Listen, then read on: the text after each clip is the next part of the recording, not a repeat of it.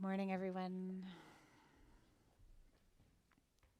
The text we started with, Hashiveni, is a spin on the traditional Hashivenu.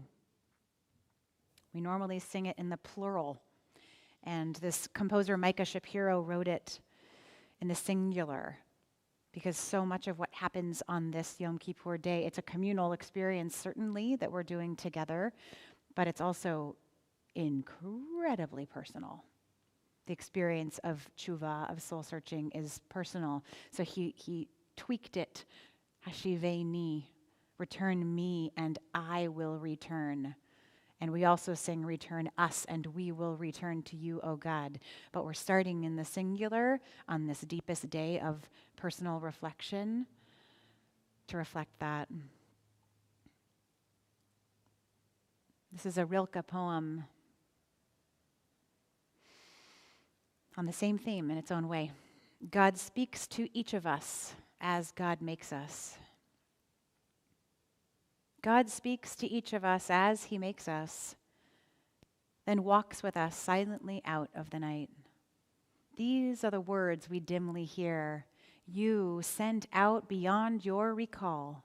Go to the limits of your longing. Embody me. Flare up like a flame and make big shadows I can move in. Let everything happen to you, beauty and terror. Just keep going. No feeling is final. Don't let yourself lose me, God says. Nearby is the country they call life. You will know it by its seriousness. Give me your hand. So we'll take God's hand in the Ashrei on page 168.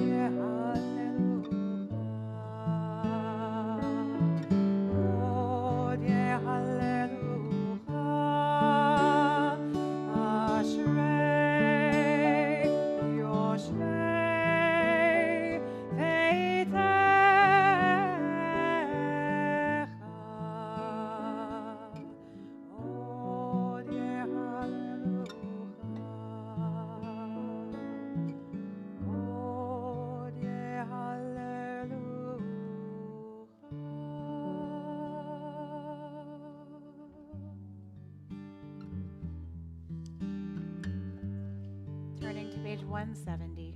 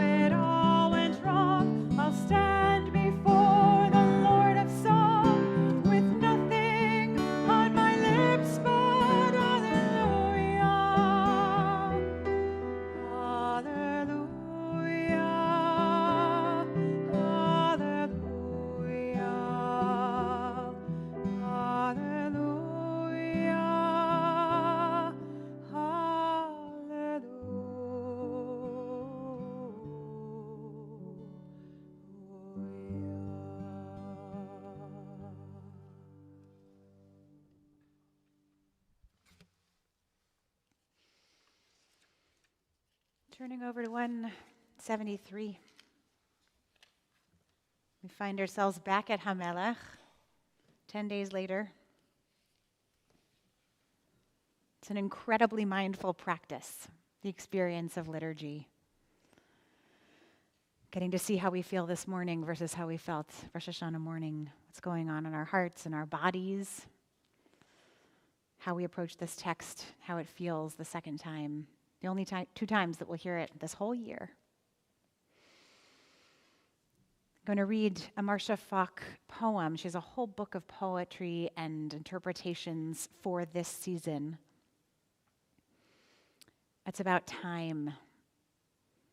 And it's so relevant to this passage of Hamelech in the English that the interpretation on 173 says, eternally present.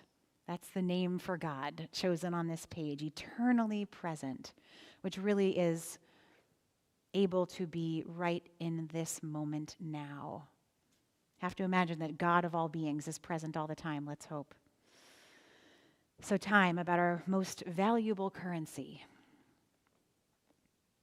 Time, we use it, wisely or not. We fill it and mark it. We try to stop it, but there is no end to it, and yet we never have enough. It is a circle and it is a line, moving forward day by day, year by year. We come round and round again. Again the spring, again the fall, but every leaf a new one, every fall a new shape falling. Always starting, never finished. We live always in the between. No time, we say, we have no time, yet we have all the time in the world, and there is no time like now.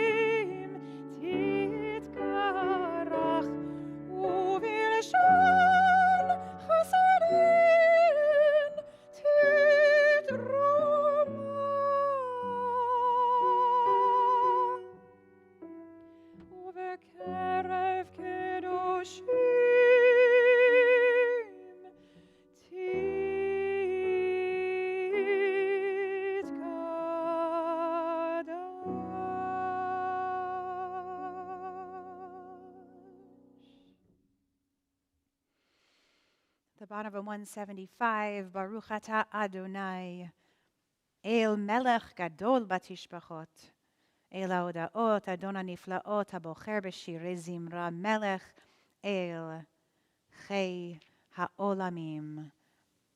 On page 176, please rise if you are able for the Chatzi Kaddish as we prepare for the Baruch Hu. Yitkadal v'yitkadash Shemei Rabbah Be'alma divrach hirutei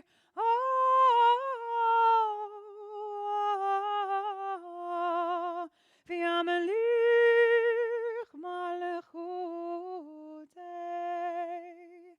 B'chayechon u'v'yomechon ובחיי לכל בית ישראל, בעגלה ובזמן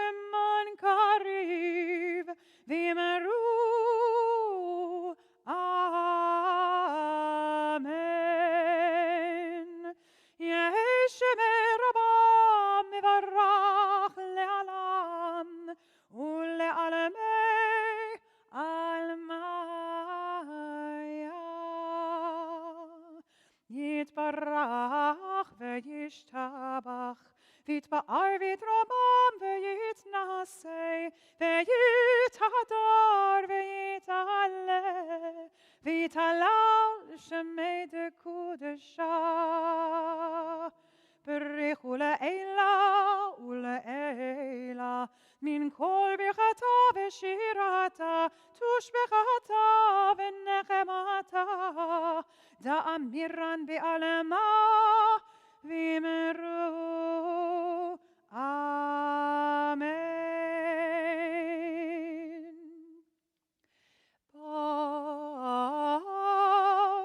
ברכו את אדוני המבורך, ברוך אדוני המבורך, לעולם ועד.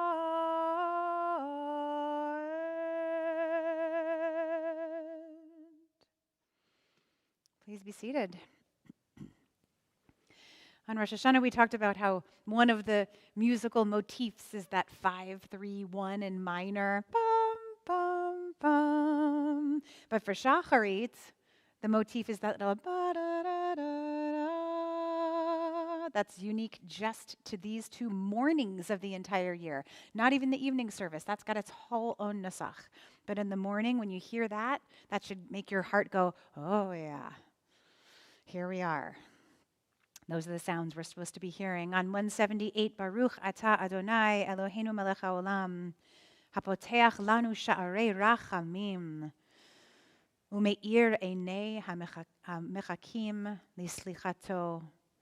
Praise to you, Adonai our God, whose power fills the cosmos, who opens for us the gates of rachamim, of compassion, and lights up the eyes of those who await forgiveness. Shaper of light, source of darkness, maker of peace, creator of all. Infinite light is preserved in life's treasure house. Lights from the darkness, says God, and it was so. On 181, let's read together. This is a beautiful interpretation of this Yotzer Bracha, of this blessing of creation, in the middle of the page. Like an unbroken current, energy streams from the source, bathing the planet in light, calling forth life, movement, mind unfolding from matter, the power to love. And we offer it back to you, our own creative energy, ever dreaming, building, shaping patterns out of chaos, searching out light in the darkness. Creation never ceases, not for an instant. All life is aglow with your light. All things draw sustenance from the source. Baruch Atah Adonai Yotzer HaMeorot. And on 182, we're going to sing from the middle of the paragraph. We're not going to start at Ahava Rabbah, where we traditionally start. We're starting at Avinu Av Harachaman. So it's 1, 2, 3, 4, 5, 6, 7 lines down. It's still the same blessing, right? It's all about love, but we're starting with a melody in the middle of the page.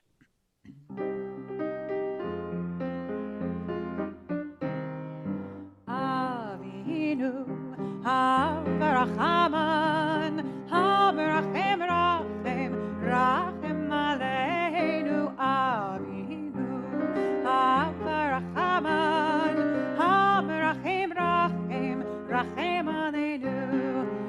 Ten believenu, believenu lehavin, lehavinu lehaskil.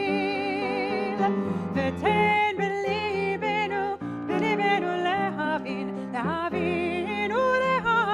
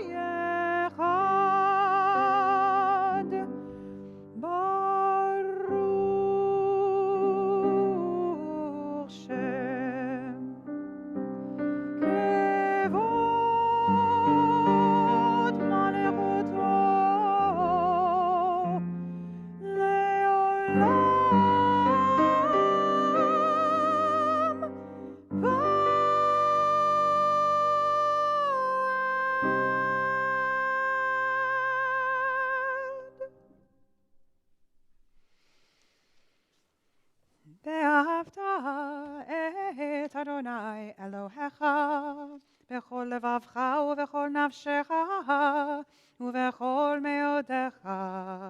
והיו הדברים האלה אשר אנוכי מצווך היום על לבבך, ושיננתם לבניך ודיברת בם בשבתך בביתך ובלכתך בדרך ובשכבך ובקומך, וקשרתם לאות על ידיך, והיו לטוטפות בין עיניך, וכתבתם על מזוזות ביתך ובשעריך,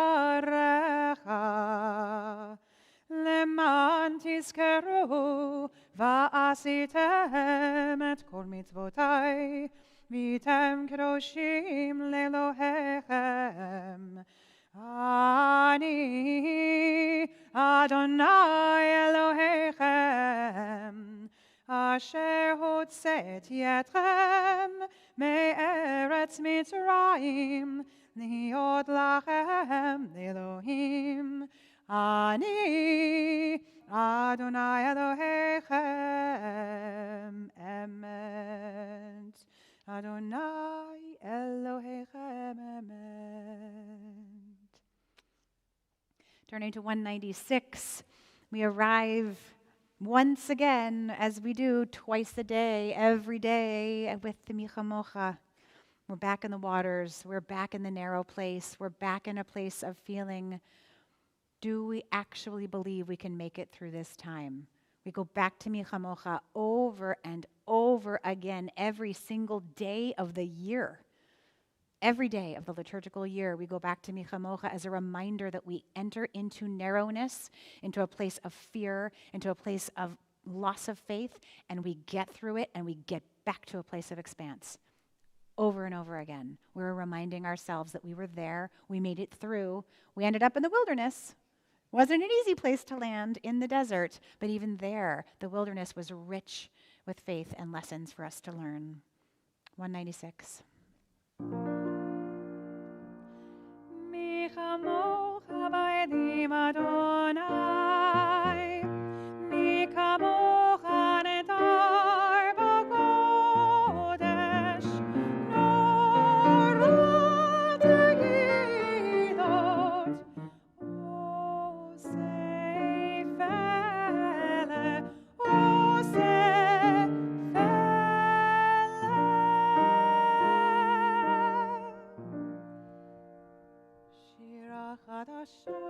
שיבחו גאולים לשמחה שפת הים, יחד כולם הודו והמליכו ואמרו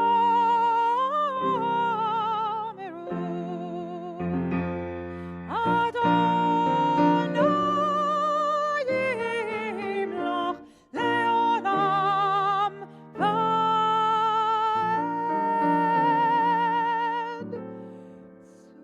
צור ישראל קומה בעזרת ישראל, ופדחין עמך יהודה וישראל. גואלנו אדוני צבאות שמו, קדוש ישראל. ברוך אתה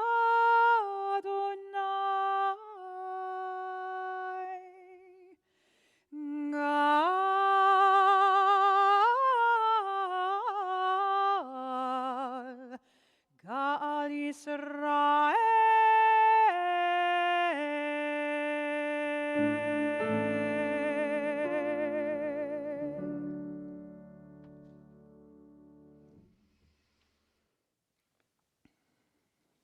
And 198. this kavanah that's woven into our machzor, into our prayer book, speaks to that exact hashiveni, hashivenu, that when we enter into reflection, soul-searching prayer, it is intensely personal, and we only do it with a minyan. It's both and. In the depths of night by the edge of the river, Jacob was left alone. In heartfelt longing in the temple of God, Hannah, whose story we heard on Rosh Hashanah, uttered her prayer alone. In the barren wilderness, in doubt and despair, Elijah found God alone. On the holiest day, in the Holy of Holies, the priest entered alone. We are bound to one another in myriad ways, but each soul needs time to itself. In solitude, we meet the solitary one. Silence makes space for the still, small voice. For the psalmist says, deep calls unto deep. From the depths of our soul, we seek what is most profound. Please rise, if you are able, for Adonai Sefatai Tiftach on 198.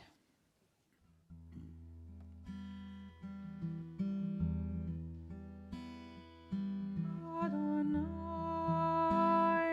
Sefatai Tiftach Ufi Yagid Tehilatecha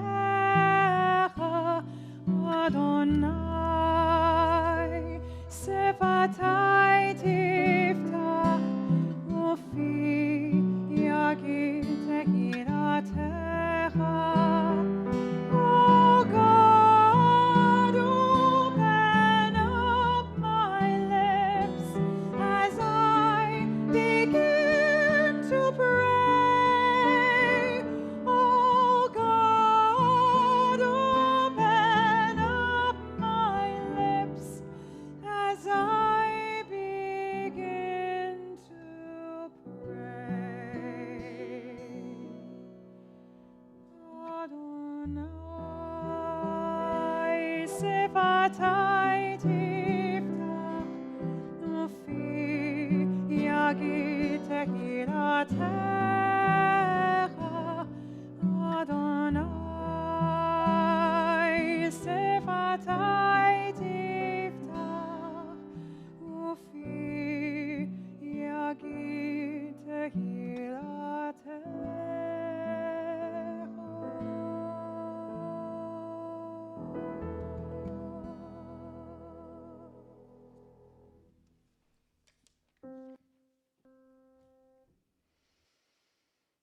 Baruch atah Adonai Eloheinu v'Elohei avoteinu ve'imotenu Elohei Avraham Elohei Yitzchak ve'Elohei Yaakov Elohei Sarah, Elohei Rivka, Elohei Rachel, Elohei Leah, Ha'el Hagadol, Hagibor v'Hanora, El Elyon, Gomel Chasadim Tovim, Mekonei HaKol, Vezocher Chasdei Avot, Ve'imahot, Umevi Geula, Livnei V'neihem, Leman Shemo, Be'ahava.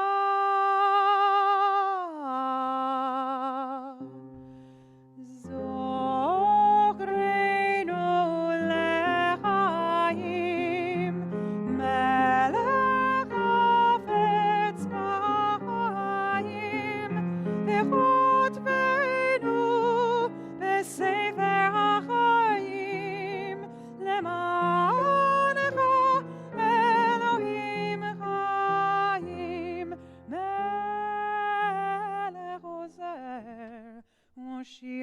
again. Baruch atah Adonai, Magen Avraham ve'ezrat Sarah.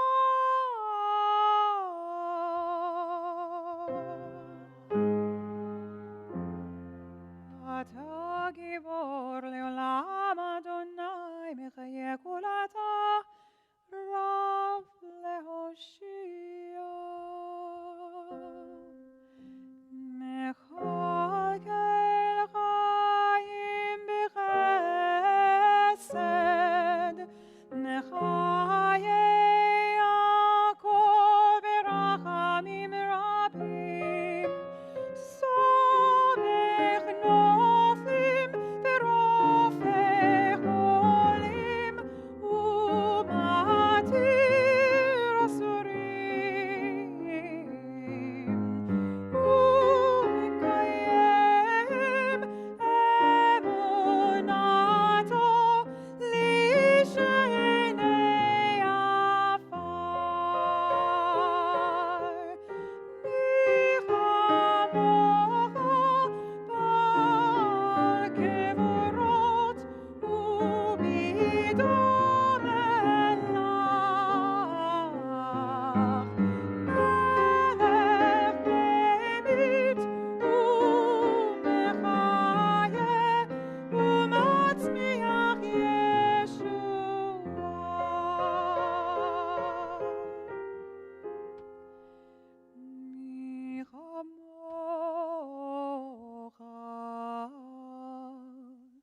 El הרחמים, זוכר יצוריו לחיים ורחמים, ונאמן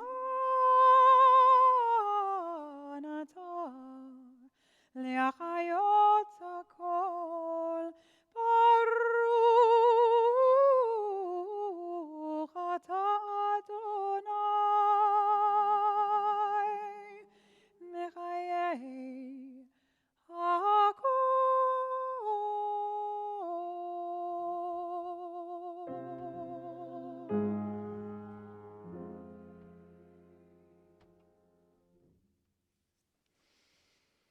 You can have a seat.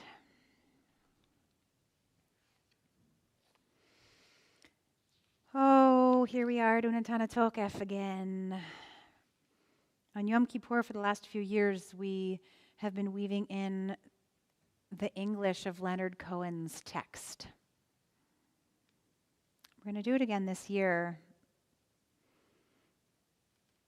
And it relates to what we talked about a little bit last night, about the vidui, and the nature of vidui, that we say many more confessions than perhaps we alone need to atone for.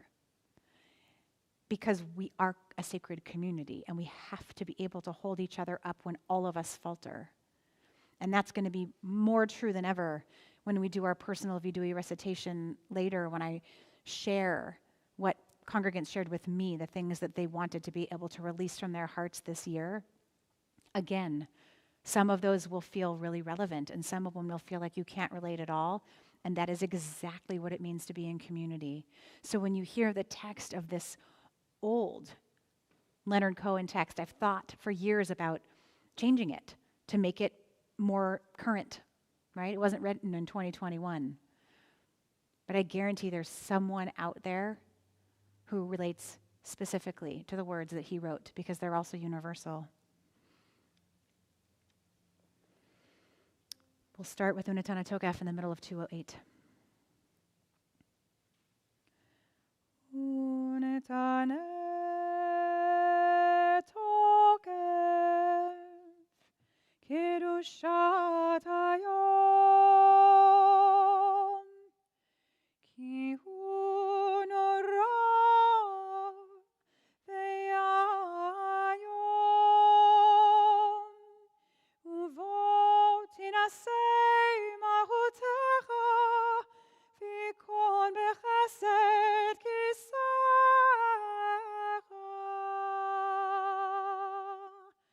v'teshev al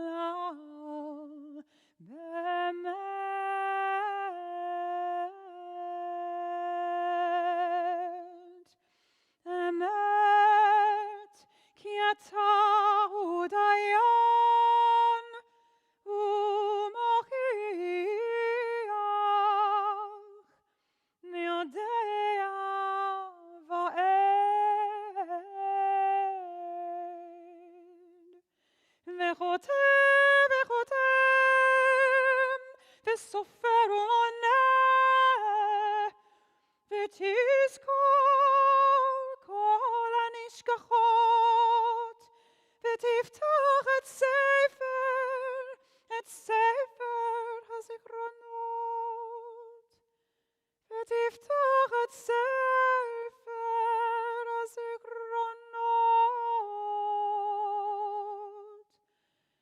ומאליו יקרא נכותם יד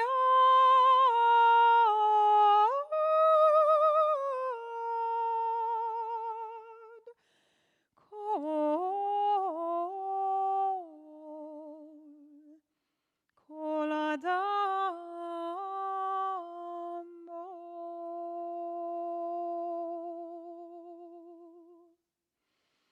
ובשופר גדול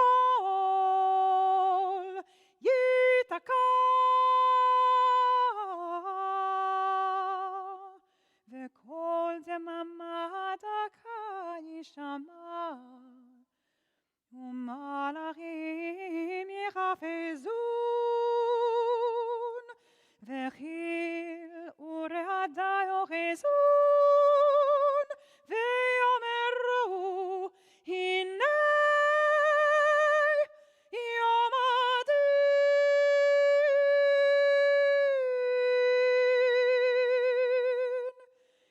לפקוד על צוואר מרום בדין, כי לא יזכו בעיניך בדין, בכל באי עולם יעברו לפניך,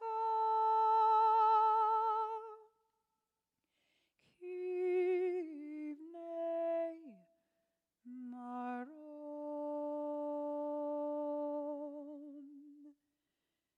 כבקרת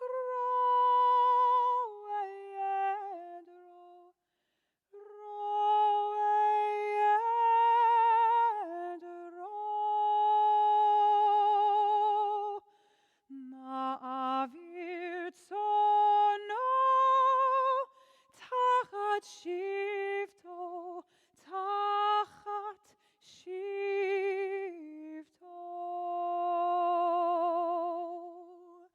כן תעביר ותספור ותמנה ותפקוד נפש כל חי, ותחתוך קצבה לכל בריאה, ותכתוב את גזר דינם.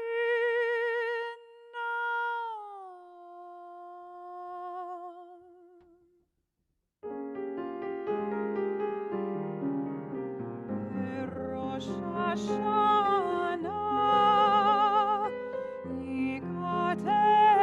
ייכתבון, וביום צום כיפור ייכתבון. בראש השנה ייכתבון, וביום צום כיפור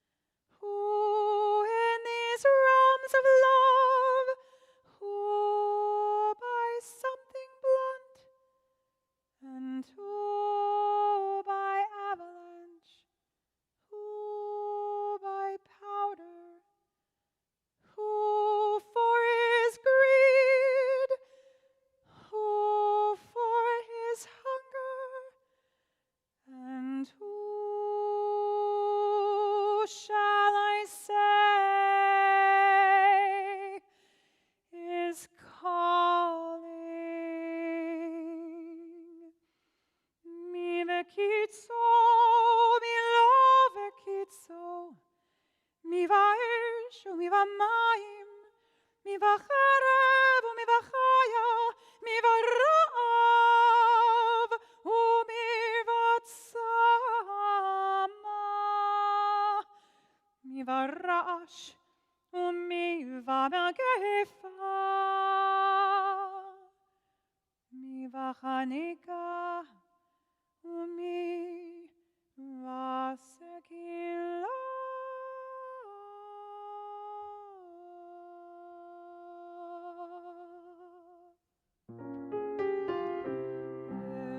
Rosh Hashanah,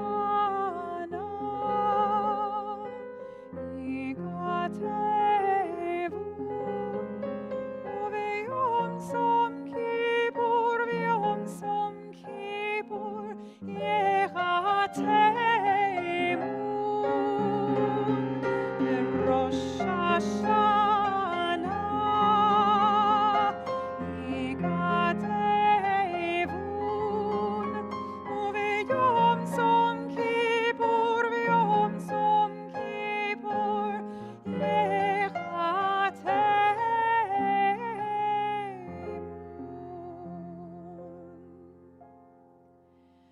And who by brave ascent, who by accident, who in solitude, who in this mirror, who by his lady's command, who by his own hand, who in mortal chains, who in power, and who shall I say is calling?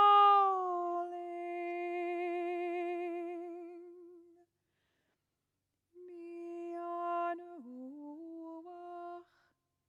ubi anuach, mi ashkit,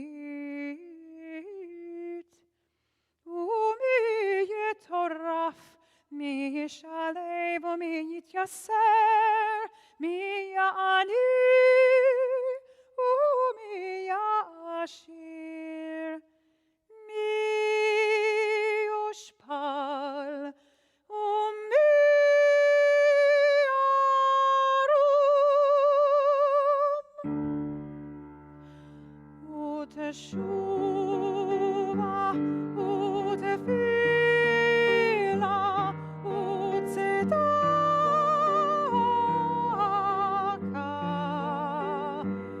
ma'avirin et roh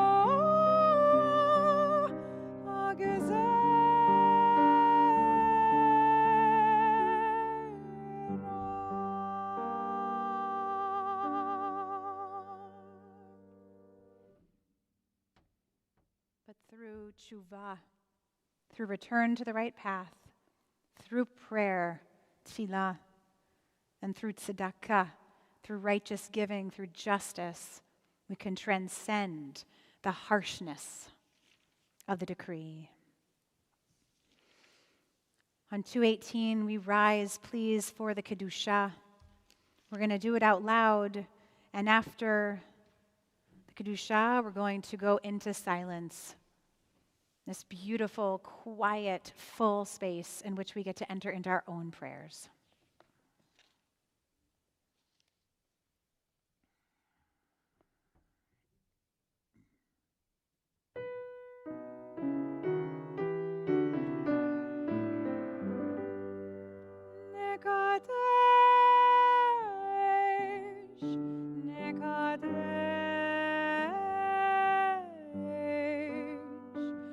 Nekadesh et Shimcha ba'olam, Nekadesh et Shimcha ba'olam, Shem Shem Akdishim,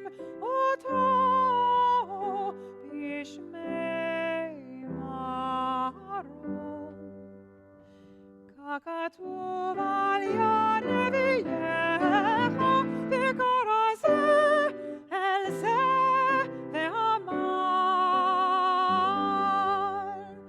קדוש, קדוש, קדוש, אדוני צבאות, מלוך כל הארץ כבודו.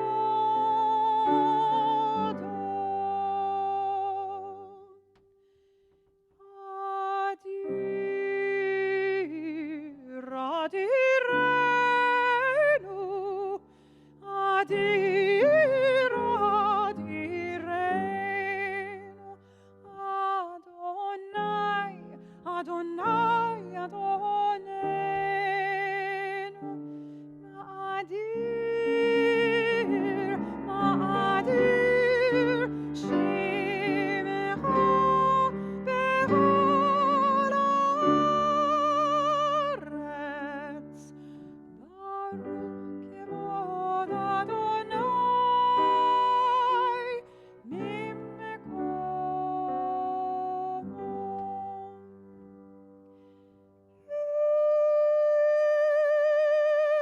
אחד הוא אלוהינו,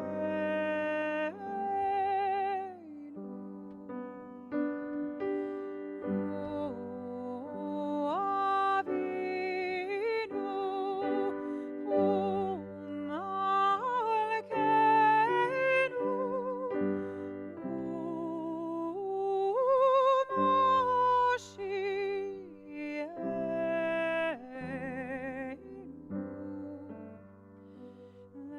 והוא ישמיענו, והוא ישמיענו, והוא ישמיענו ברחמיו,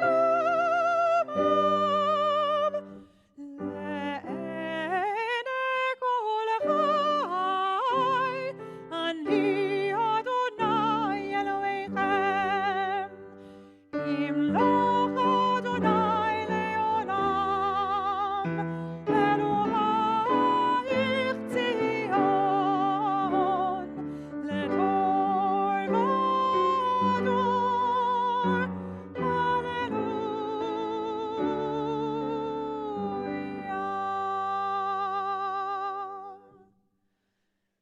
לדור ודור נגיד גודלך נצח נצחים, קדושתך נקדיש.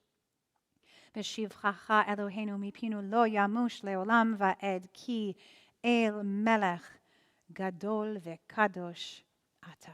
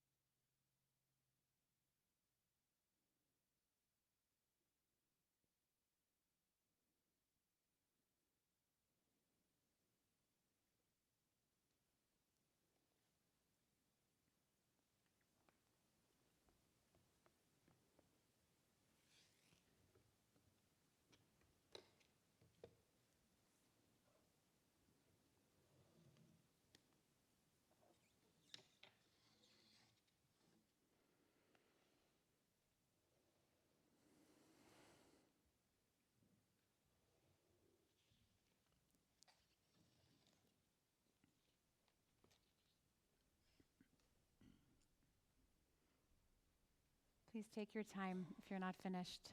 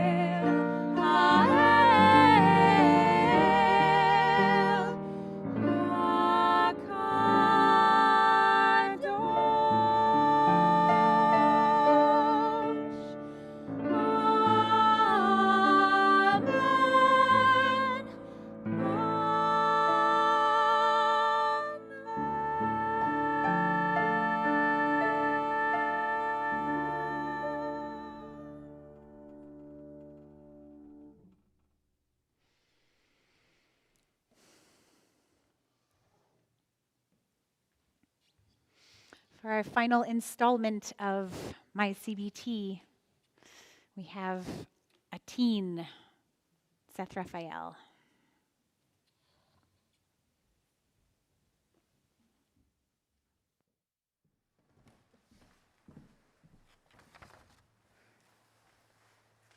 Hi, I'm Seth Raphael, and this is my CBT. My story at CBT starts about as early as it could, in kindergarten. My family joined CBT in 2012 to put me in religious school and to give me the experience of having Jewish friends. It was simple back then. Go to Sunday school, learn some Hebrew, kvetch with the other kids. And while the whole world around me shifted and rearranged itself year after year after year, CBT was a constant in my life.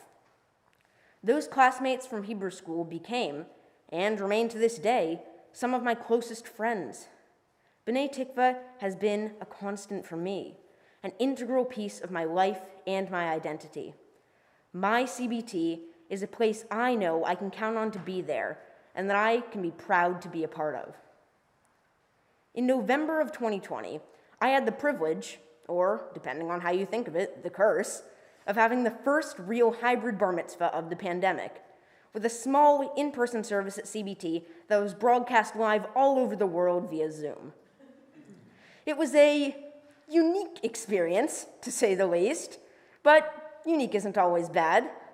I got to have my service outside in the beautiful B'nai Tikva amphitheater on a crisp November morning, complete with a new portable ark we had commissioned for the occasion. It was a bar mitzvah like none of us had ever seen. Later, all my friends from CBT joined me, my family, and other friends for what turned into a block party in front of our house, with masks and lots of hand sanitizer, of course. What might have been a disappointment, my once-in-a-lifetime bar mitzvah, disrupted by a once-in-a-century pandemic, instead became a wonderful occasion that we will never forget. My CBT helped me to make the best of a tough situation, and I'm so grateful for the experience. Now, even before my bar mitzvah, I had started to become much more involved in the temple than ever before.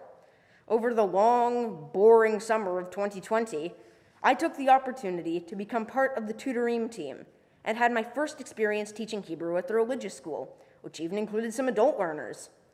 I realized that teaching Hebrew was actually kind of fun, in spite of the additional challenges that came with virtual learning. I became determined to work on improving the system, and last year, I was surprised and honored to be offered the position of head tutor. In this role, I've been able to give back to the same religious school that had taught me so much. My CBT is a place that was willing to take a chance on a young, recently bar mitzvah graduate with some technical know-how and determination. It's a place where teenagers who are no longer required to attend Hebrew school nonetheless choose to stay involved and are always welcome to do so.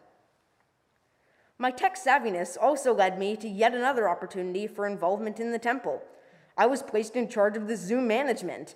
That's right, CBT hired a 13-year-old to serve as web host for the remote Shabbat services, adult education classes, and other online events.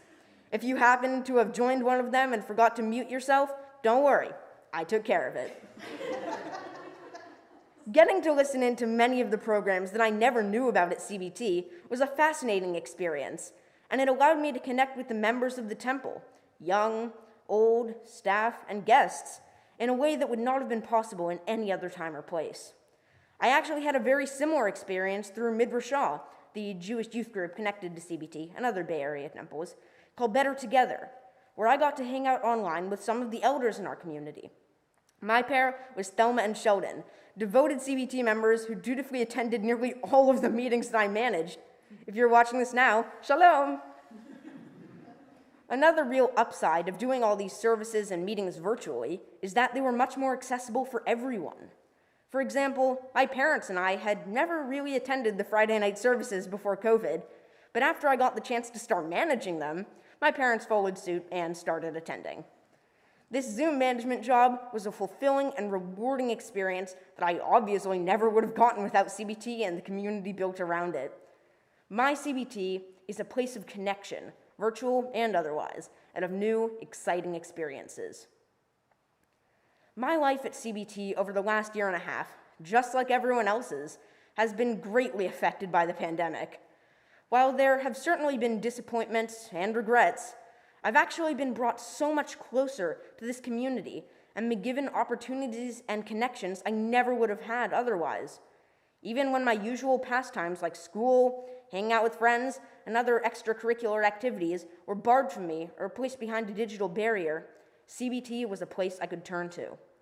So, what is my CBT, really? It's a place to grow up Jewish and meet new friends. It's a supportive community, helping each other to persevere through tough times. It's a place where I can be heard and where my contributions are valued. It's a place where I can give and get back, but where I always manage to get back more than I give. My CBT is a multifaceted, caring community that I love being a part of. Thank you, CBT. Chag Sameach.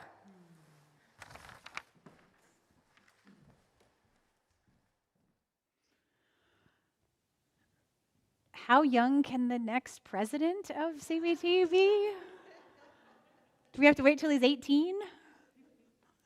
We can put him on the board soon so he can ascend to the presidency as soon as he's able to do that. Thank you so much, Seth. Thank you, thank you, thank you.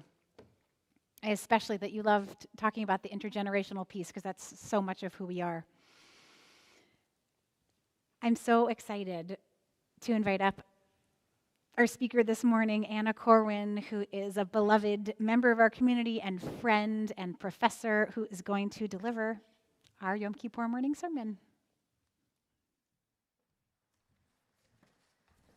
You didn't tell me I was going to have to follow that. I know. I should have warned you. Yeah.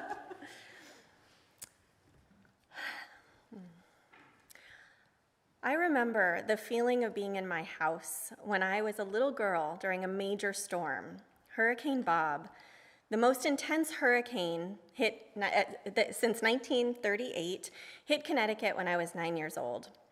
I remember the sky darkening, turning this deep navy that almost was bright in its depth. The air was charged and the wind howled with a force that I had never before witnessed.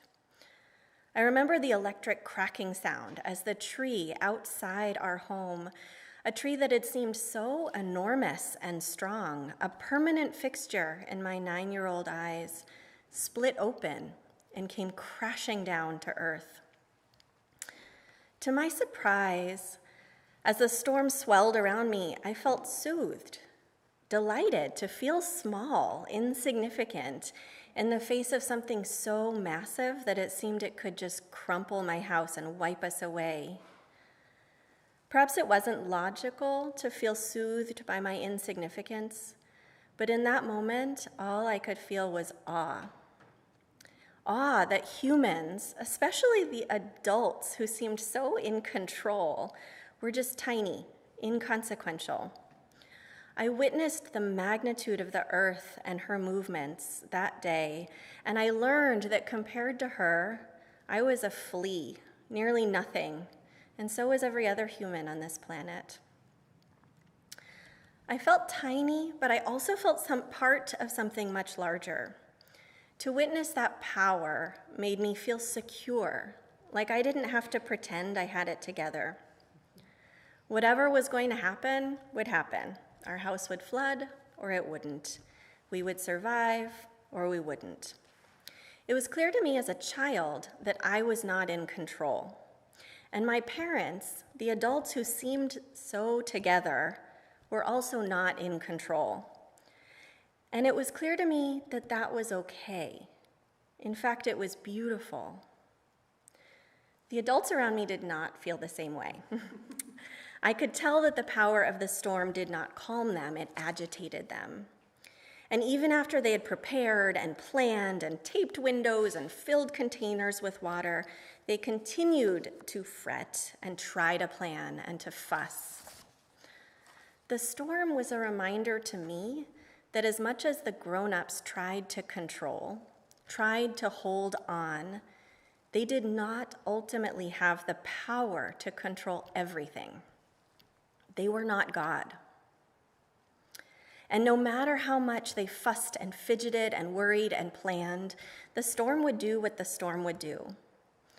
And so, as Hurricane Bob pummeled our town, the grown-ups, in their panic, could not see the beauty all around us. Humans are an unusual animal. We're one of a tiny number of species that have evolved to have a prolonged childhood period. Even in hunter-gatherer societies where children are integrated into adults' lives and work, learning how to cook and hunt and participate meaningfully at young ages, it's not until children are 15 years old that they begin to bring in the number of calories that they consume. Think about that. Even in societies where children begin learning how to be integrated into adult life from birth, they're not useful enough to feed themselves until they're 15. That's a really long time. And this long period of childhood is not an accident. Children have evolved to have brains that are significantly different than adult brains. Children are not experts at reason and logic and food-getting strategies, but children have evolved to be experts in exploration and curiosity, in play and wonder. When we grow up, our brains change, and adults are built to exploit the environment, not explore it. Both of these skills, exploration and exploitation, make us who we are as humans. But the magic of humans' ability to adapt and change and learn over generations is this expansive childhood period, where instead of asking, how can I control this? We explore the world with an attitude of a 2-year-old, with curiosity, with wonder, with awe. It makes evolutionary sense that as an adult, I act more like my parents did in that storm. Even when I encounter the earth's magnificence, its incredible power and beauty, I've often lost touch with that sense of awe and my sense of smallness. I act as if reason and logic and self-determination will allow me to control my future, and like a good Jewish mom, maybe it'll let me control my kids' future too. But this illusion of control, it's helped me in some tangible ways, with the ability to adapt and control and to plan and create. Humans, we get a lot done. But the illusion that I can control my future has also let me down. There are things in life that I cannot plan for, or reason about, or control. And instead of sitting back and remembering, I am not God, remembering that there is wonder and beauty and the feeling that I am just a tiny speck on this planet, instead, I do what the adults did around me in Hurricane Bob. I try to plan harder. I read more news. I gather more information. I reason and I logic and I grasp and I cling and I panic. But not all adults have given themselves up to logic and worry their way through adulthood. In my work as an anthropologist, I've spent the last 13 years doing research with Catholic sisters in a Franciscan convent, learning why Catholic nuns age more successfully than the rest of us. They live not only longer lives, but they also experience greater reported well-being and fewer chronic conditions as they age. And my book, Embracing Age, which just came out last month, kind of my third baby, tells the story of this research. And recently, when I was fretting or maybe panicking about the smoke and the sting in my eye and these massive wildfires, about things I could not control, I started to think about Sister Mary Bernard. I met Sister in the first year that I was studying in the convent. She was 98 years old. I was in my late 20s, but I could barely keep up with her. She scurried down hallways. She was greeted everyone in her path. She was enthusiastic. She was kind. She was a social butterfly. She chatted about whose nieces were expecting babies and what were the best DVDs in the convent library. Her favorite was Lilies of the Field with Sidney Poitier. And a number of months into my time at the convent, Sister Mary Bernard was told that she needed to have her leg amputated above the knee. And when I spoke to her about this impending surgery, she wondered out loud how she would get along without this leg. But she shook her head and she said calmly, "You just have to accept what God gives you." I'm still remembering that. The hardest thing is to accept the difficult things. And indeed, after her surgery, her whole life changed. She was restricted to her wheelchair. Her daily routine was interrupted. She was forced to slow down. But Sister Mary Bernard had learned over her lifetime in the convent the same lesson that I had once known as a child and forgotten. As much as she wanted to be, she was not in control. She said, "God isn't done with me yet," meaning this is bigger than me. And as much as I might want that leg, as much as I might feel like I need that leg, as much as I cannot imagine life without it, this thing is beyond me. I must accept what is beyond me. And let's think about the things that she did not say. She did not say, I need that leg. She did not say, why me? She didn't say, what if I die? I don't want to die. Or how can I live in a wheelchair? Or I'm going to fight this. Or why did God do this to me? Or what did I do to deserve this? Sister Mary Bernard said none of this. Instead, she joked and she reminded herself that she was not in control. The hardest thing is to accept the difficult things, she said. And in the midst of that, she felt loved. In my research, I've found that this acceptance, this attitude, which is directly connected to the nun's remarkable physical health, is learned through years and years of practice. In the convent with her peers, Sister Mary Bernard relearned many of the same skills that we all have as children: awe, curiosity, wonder. There are great benefits to both ways of being, exploring the world or exploiting it, wonder, control. And humans have survived and thrived because we can do both of these things. We need children to explore, and we need adults to plan. But sometimes we forget that there is a balance. As Abraham Joshua Heschel says, reason is not the only motor of mental life. We adults get carried away planning and panicking. Our society, American society, teaches us to lean so hard into control that we can make ourselves miserable. In fact, we impact our own health. We decrease our own longevity and our physical and mental health as we age. And perhaps this is one of the roles of religion. Perhaps this is why we are here now, today, away from cooking and cleaning and producing and planning and even eating. Today, our liturgy reminds us that humans do not decide who will live and who will die. We're reminded that we are not God. And when we come together every year to recite the Una Tena Tokaf, we are asked to acknowledge that we are not God and that there are things out of our control, that we might die, that our loved ones might be taken from us too soon. There will be fire and flood. And then, what are we asked to do? We're asked to praise God. You are everything we praise you for. We are but flesh and blood.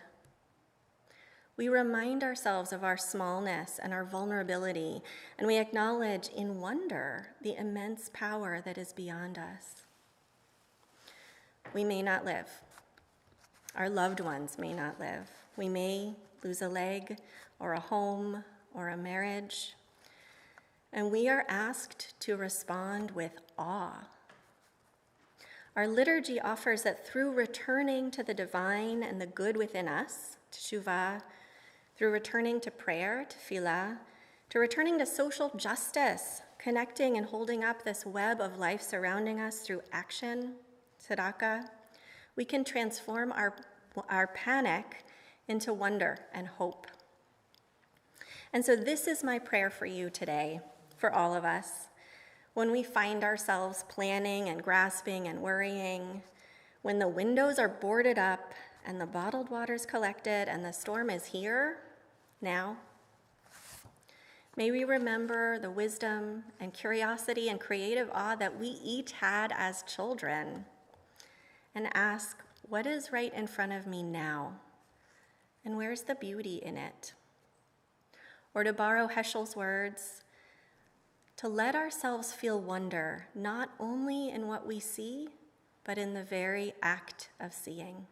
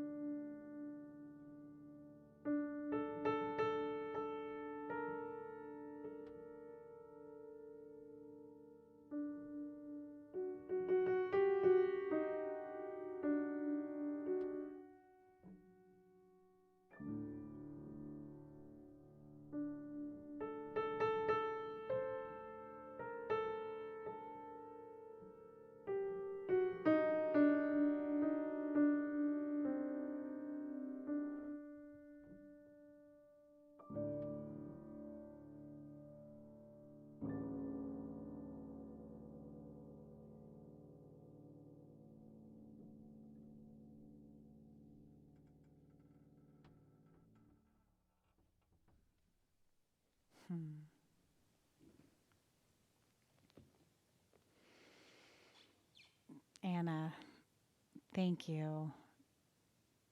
Your words are so important and interesting and fascinating, and I want to be your student. I am your student. I want to be your student. I mentioned on Rosh Hashanah, in case people are watching that didn't hear me say this, but when Irene plays music after a sermon, she just hears the words of the sermon that improvises the music based on what the words were. And I could hear the storm, Irene. That was so awesome. What a beautiful pairing. And a perfect segue into Avinu Malkeinu, which is where we are now. On 252, please rise.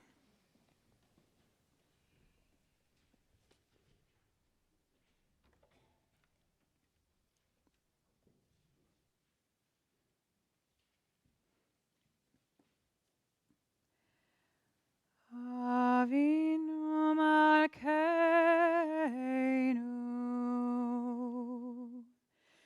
Aneinu Vaneinu,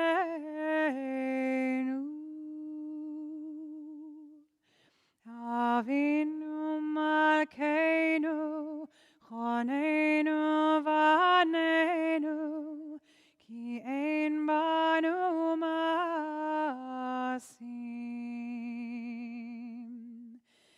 Aseh imanu,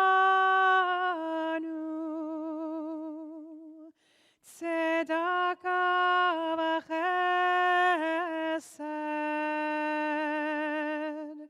Aseh imanu, tzedaka v'chesed, ve'oshienu.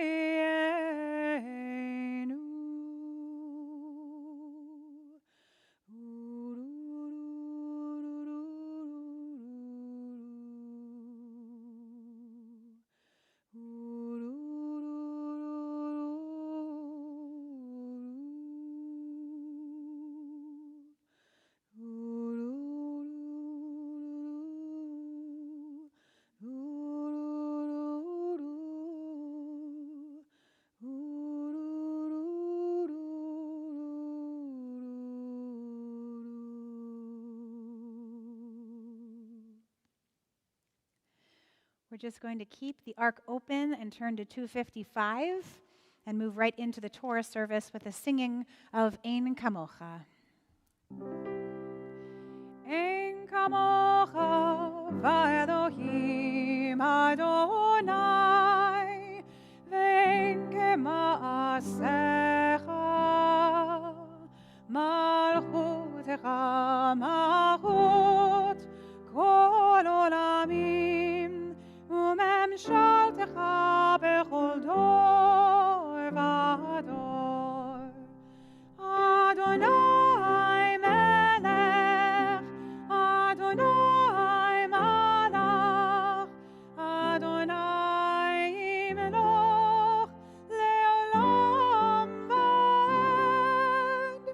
אדוני עוז לעמו ייתן, Adonai Yevarech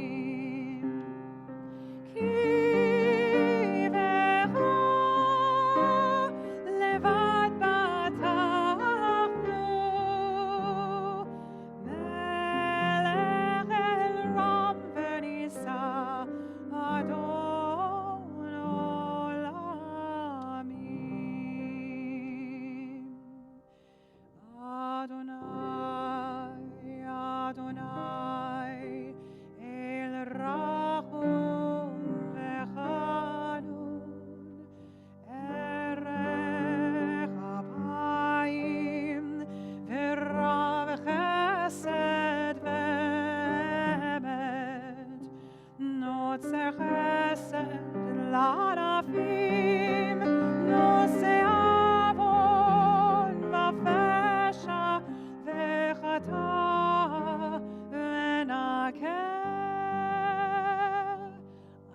אדוני,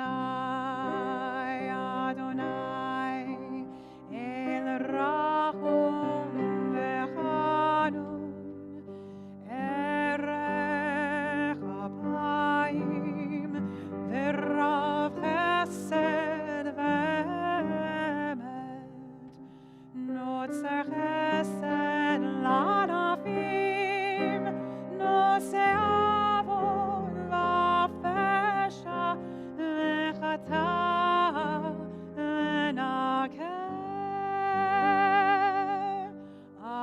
אדוני, אדוני, רחום וחנון, ערך אפיים ורב חסד ואמת, נוצר חסד לענפים, נושא עוון ופשע וחטא ונקה. שמע ישראל, אדוני אלוהינו, אדוני אחד. אחד אלוהינו, גדול אדוננו, קדוש ונורא שמו. גדול אדוני איתי, ונרוממה שמו יחדיו. לך אדוני הגדולה והגבורה והתפארת והנצח וההוד, כי רוב השמיים ובארץ, כי רוב השמיים ובארץ, לך אדוני הממלכה והמתנשא לכל ראש. Have a seat. The sun arrived, as always, right on time. It doesn't matter what time of year it is. It's like the window is magic. And every single time we take out the Torah, the sun comes streaming through the window. Bar mitzvah, yontif, whatever it is, every single time. It's really incredible.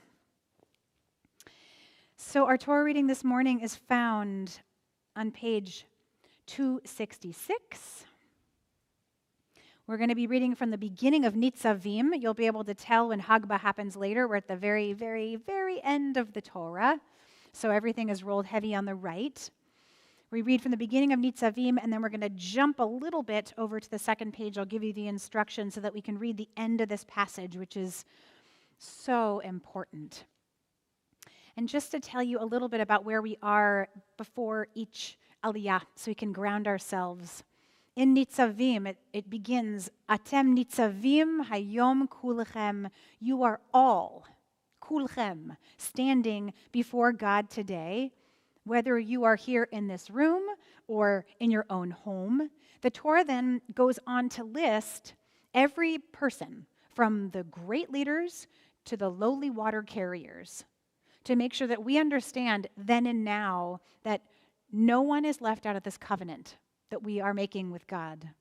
And just as we discussed on Rosh Hashanah morning, the rabbis of the Talmud explain that God is found even with just one solo person who calls out God's name. So this is the Torah's way at the beginning of Nitzavim of reminding us that no one is left out today, that every single soul belongs. For our first Aliyah, I need a mask. We're going to do what we did on Rosh Hashanah. We'll just have you come up for your aliyah, and then, did we stay? We stayed. I think we stayed. We didn't stay. No. Our executive director is saying, no, you leave. So we're going to come up for your aliyah, and then you're going to go down. Next year, please God, a big, huge hakafa with the Torah all around the room, and we're all kissing it with our tzitzit. For the first aliyah, Ta'amod Chana Rezel Bat Esther La'aliyah Rishona. Cookie Svingos is going to be chanting our blessing, and Leah Taylor will be reading from the scroll.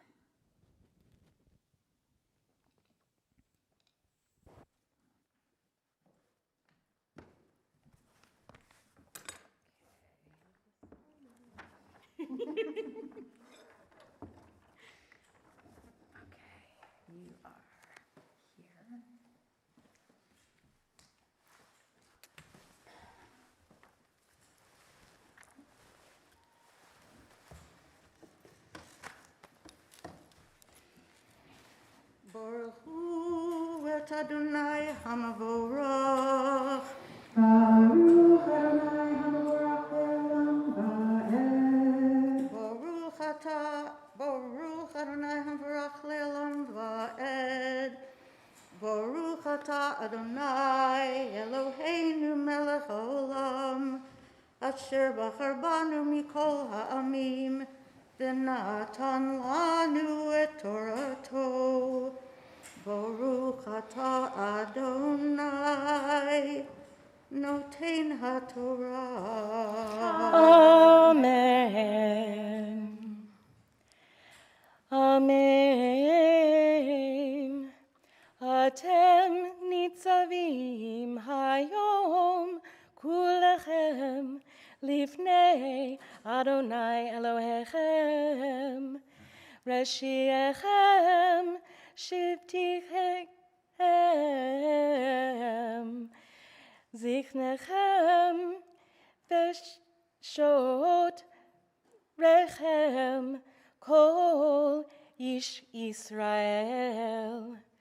Tabcham neshechem vegerecha asher becherev mehanecha mehatav etzecha od shoev memecha leovraha bevirit Adonai Elohecha uvelato asher Adonai Elohecha bekorit memcha hayom.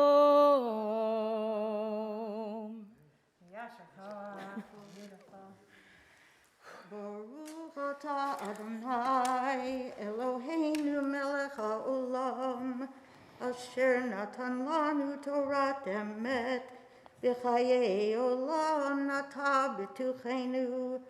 Baruch atah Adonai noten haTorah. Amen. I'm holding your Choir members? Yes, they are choir members. I'm holding Thank your you, thank spot you. right there. Perfect. Beautiful.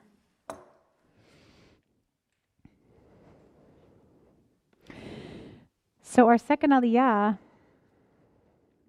asks the question, or answers the question, what is this covenant that we're talking about that everyone gets to belong in?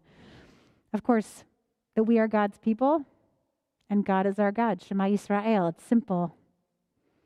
And this covenant is not just with people standing together on that day, where we already said it's not just people here in the room and you're at home. It's not where you are. It's also expands through space and time. It's also everyone in the past, in the present, and all the generations to come. The Torah means our ancestors. It means people who choose to become Jewish. It means the future generations, that all of us were standing at the edge of the Holy Land, ready to make the first steps into the future together, just as we stand together today on this journey of tshuva. We all were standing there, and we all are together today. Ya'amdu Rachel bat Bracha liba ve'Avram ben Eshya ve'Geta la'aliyah shniya. For the second aliyah, Richard and Raina Ravitz and Jenny Michelson will be chanting Torah for us.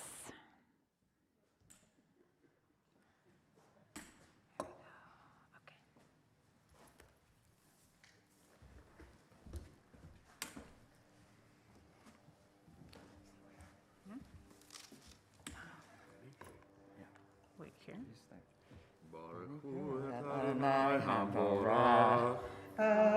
Adonai hambrach le'olam va'ed. Baruch Adonai HaBarach Le'olam Va'ed. Baruch atah Adonai Eloheinu melech haolam asher bachar banu mikol ha'amim v'natan lanu et Torato. Baruch atah Adonai Noten HaTorah. Amen.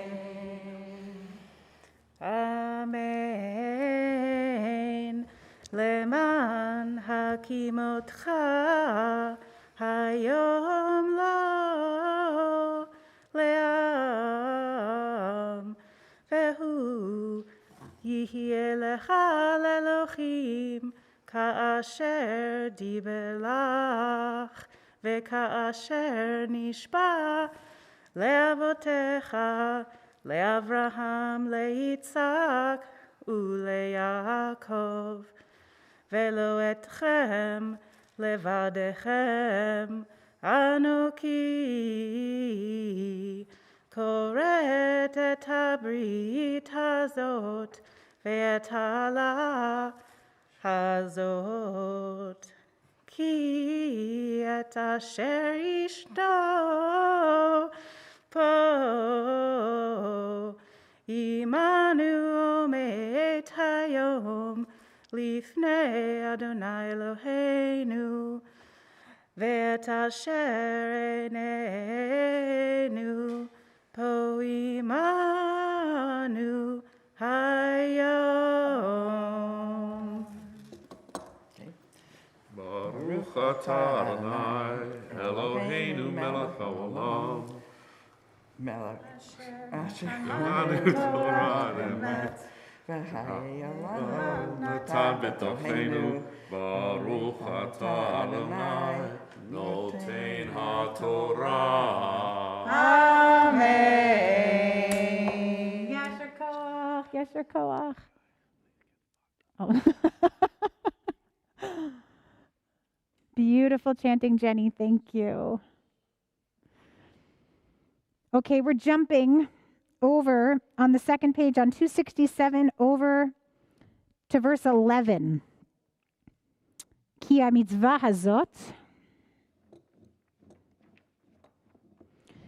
because it gets us to such a critical piece of Torah that we have to hear, this final piece. So what's happening in the Torah now? Just to give you a little introduction, I love to read this section from Jonathan Sacks. So where we are right now talks about the intimacy that we are able to find with God. This is one of my very favorite sections of the entire Torah. It says that it's not far away in the heavens. It's not out of reach for us to be able to feel close to God. It's right within our grasp. And here's what Jonathan Sacks says. What Moses meant in those extraordinary words, it is not in heaven, nor is it beyond the sea, was kinderlach, my children. Your parents trembled when they heard the voice of God at Sinai. They were overwhelmed. They said, if we hear any more, we will die. So God found ways in which you could meet God without being overwhelmed. God is the voice you hear in the silence of the soul. God is the light you see when you open your eyes to wonder, as Anna talked about. God is the hand you touch in the pit of despair. God is the breath that gives you life. That is the blessing of this Torah portion this year. You have all you need right now. Ya'amdu min sibatya ve'hershel tzvila aliyah shlishit. For the third aliyah, we have Harvey and Marcy Hockhauser, and Noah Goldstein is going to be chanting Torah for us.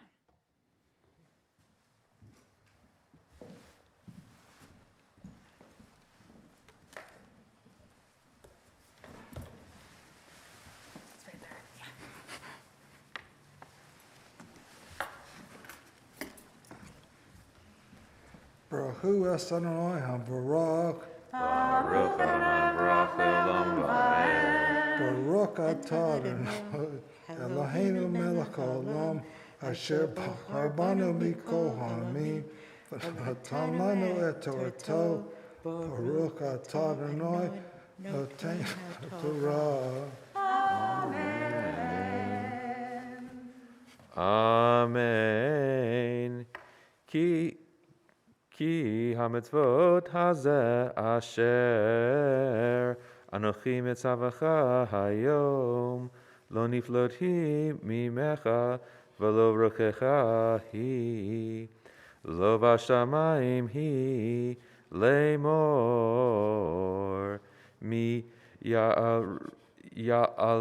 ya'alanu Hashamayma v'yikacheha lanu v'yishmianu ota v'na'asena v'lo me'ever layam hi lemor mi ya'avor lanu el ever hayam v'yikacheha lanu v'yashmianu ota v'na'asena Ki karov elecha hadavar meod beficha uvavecha la'asoto.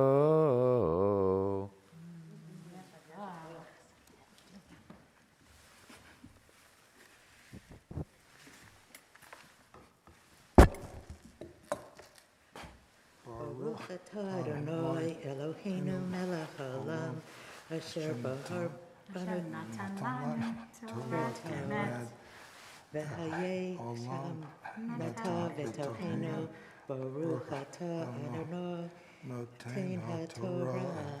Amen. Yasher koach. Beautiful, beautiful, beautiful. Thank you so much. Oh, you're welcome. For our next aliyah, we're really getting down to the point here of this whole Torah reading, of this whole day. It's really getting to the ikar, to the essence of it. The Torah says life is a series of choices.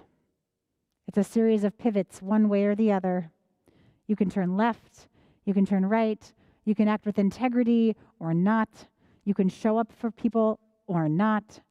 And sometimes these choices literally mean the difference between life and death. And so, of course, we know what the Torah is going to tell us to do. Which one we choose? How do we act? We choose life. For this fourth aliyah, Ta'amod, Ruth bat Avraham Sarah la'aliyah revi'it. Cindy Gershon will be reciting our bracha, and Allison Truls will be chanting from the scroll.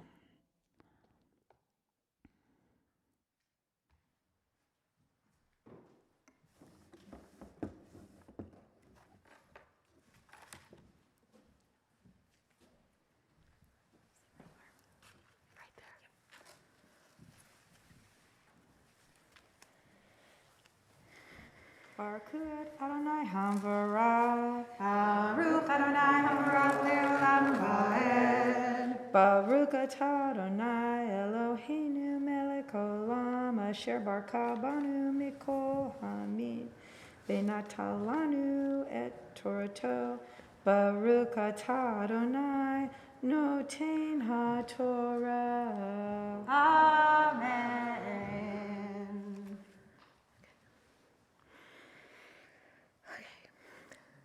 Amen.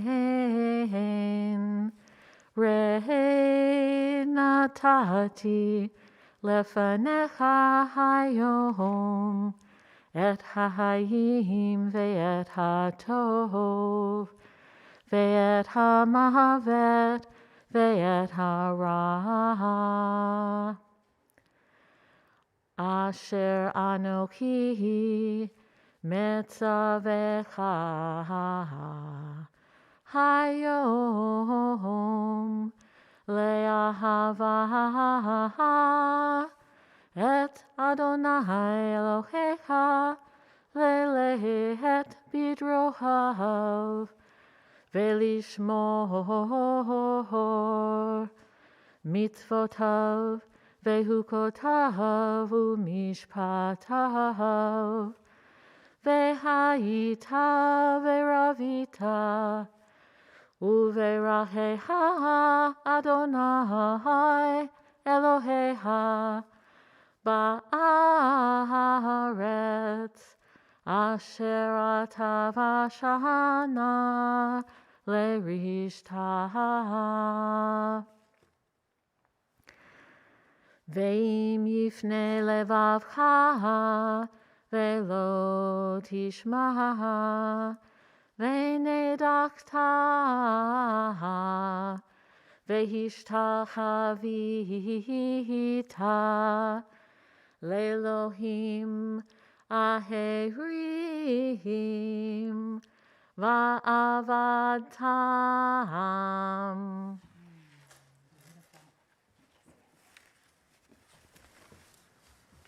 Baruch atah Adonai Eloheinu melech haolam asher natan lanu Torat emet v'chayei olam natan v'chtochenu. Baruch atah Adonai noten haTorah. Amen. Thank you. Oh, beautiful. Beautiful, beautiful. We're going to roll the Torah close to do Amisha Beirach.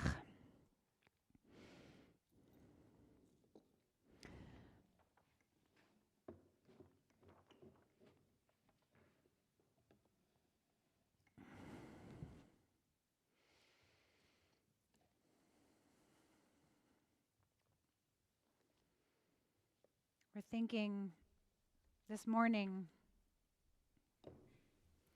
of Susan Wisnadell, Iris Kaplan, Pam Kleeman, Robert Schwartz, Leslie McDonald, Stanley Franklin, Liba Cooperman, Sandy Foreman, Harvey Gilberg, Martin Zaretsky, Dan Tootin, Rachel Faye Wells, Irene and Martin Garfinkel, Leah Bat Rachel, Eileen Farley, Irv Perlstein, Judy Griffith, Dick Schwartz, Maria Elizabeth Rausch, Matteo David, Anita Heckler, Ed Heckler, Lev Heschel ben Batami, Herschel Tzvi, Prashnant Vemuri, Samuel Phillips, and Brad Rose. If there are other names to add, please do so out loud or keep them in your hearts. We're going to do a melody. I'm pretty sure Jerry Levitas sent this to me a few years ago and said, we have to sing this for High Holidays. So we're finally doing it. This is Heal Us Now. I'll hold mine too. Go ahead. No, go ahead. Go ahead. By Leon Scher.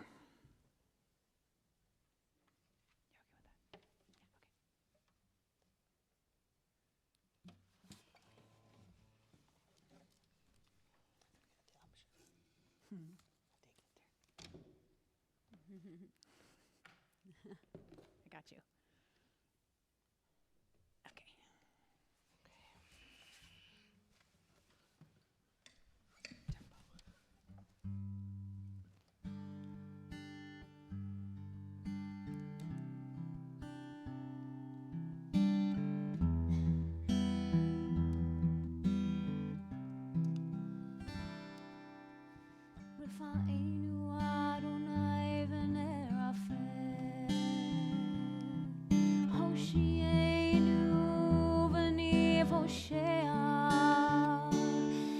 קרוב לכל קרוב, אך קרוב לבאב אישו.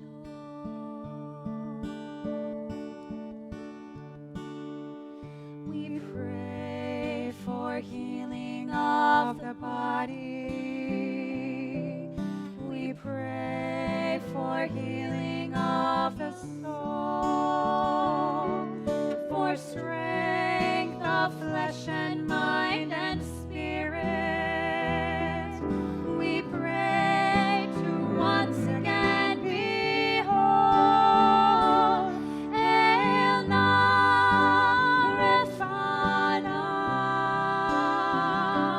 oh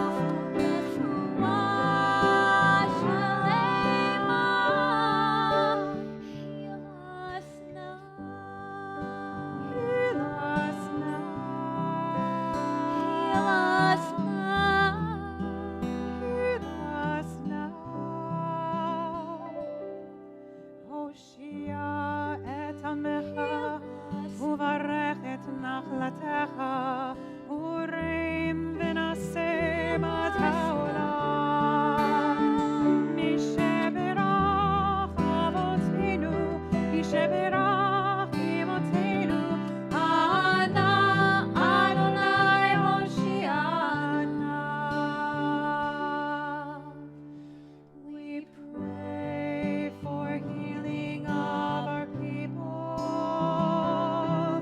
We pray for healing of the land and peace for every race and nation, every child, every woman, every man.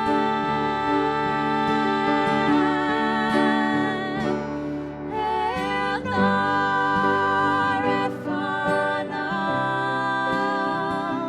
oh please heal us now. Please heal us. Refuat ha-nefesh, refuat ha-guf, refuat shelema. And Arifana, oh please heal us now. Please heal us. Refuat ha-nefesh, refuat ha-guf, refuat shelema. Heal us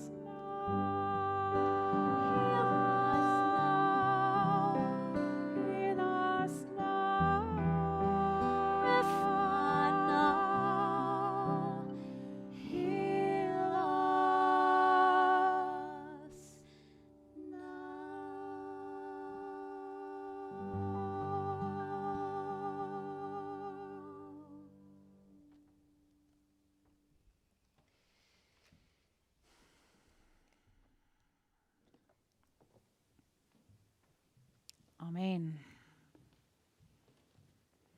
If that song doesn't work, I don't know what will. Okay. Thank you. We're at our fifth aliyah, our final piece of Torah, piece of medicine, Torah medicine that we hear this morning. This is probably one of the most famous passages of Torah that is out there. This day I call heaven and earth to witness regarding you. Life and death I have set before you, blessing and curse. Uvacharta b'chaim, and the Torah says, choose life. Whatever you do, every single day, choose life. With your body in choosing how much you eat and how much you move in your heart and your intimate relationships and your friendships, how can you be the most alive with the people that you love? And of course, in your own heart and soul, how can you be present, mindful, grateful of every breath you breathe, every day that you wake up and you're alive and you get to be here and do this, even the very painful and heartbreaking days? How do you choose life? Even then, the Torah tells us at the very end, some of Moses' final words, Uvacharta b'chaim, because your life depends on it, choose life. Ya'amod Moshe ben Shimon la'aliyah chamishit. Our founder, Marcus Satan, is going to chant the blessing for the fifth aliyah, and Joel Gus will be reciting from the scroll. Let's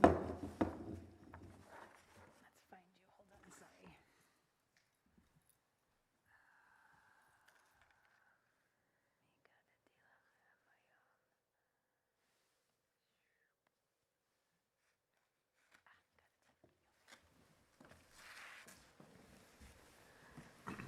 Baruch hu et Adonai hamvorach.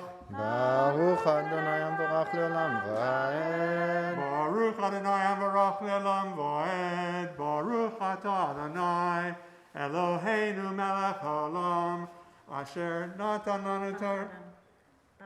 Asher bachar banu mikol ha'amim v'natan lanu et Torato. Baruch atah Adonai noten HaTorah. אמן. הגדתי לכם היום, כי אבות תאבדון, לא תאריכון ימים על האדמה, אשר אתה עובר את הירדן, לבוא שמה לרשתה. העידותי בכם היום, את השמיים ואת הארץ, החיים והמוות, נתתי לפניך, הברכה והקללה, ובחרת בחיים למען תחיה אתה וזרעך, לאהבה את אדוני אלוהיך, לשמוע בקולו ולדוב קבו, כי הוא חייך ואורך ימיך, לשבת על האדמה אשר נשבע אדוני לאבותיך, לאברהם, ליצחק וליעקב, לתת להם. Baruch atah Adonai, Eloheinu melech haolam, asher natan lanu Torat emet, v'chayei olam nata b'tochenu. Baruch atah Adonai, noten HaTorah. Amen. Yasher koach. Thank you so much. Beautiful, beautiful. Okay, we're calling Noah back up. We're calling Richard back up to lift and dress the Torah. Please rise. Mm-hmm. Mm-hmm. So pull it off some before you lift, yeah.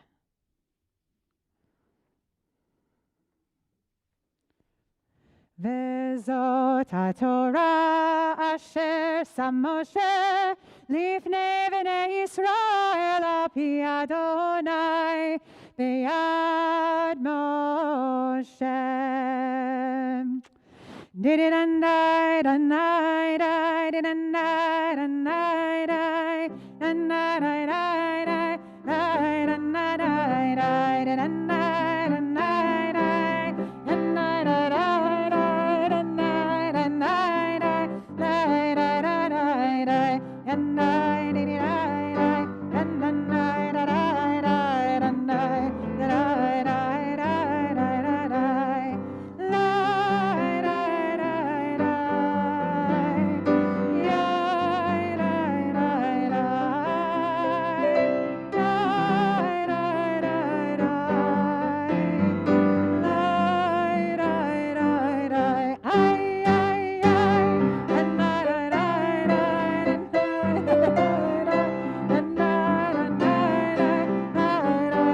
dai, dai, dai,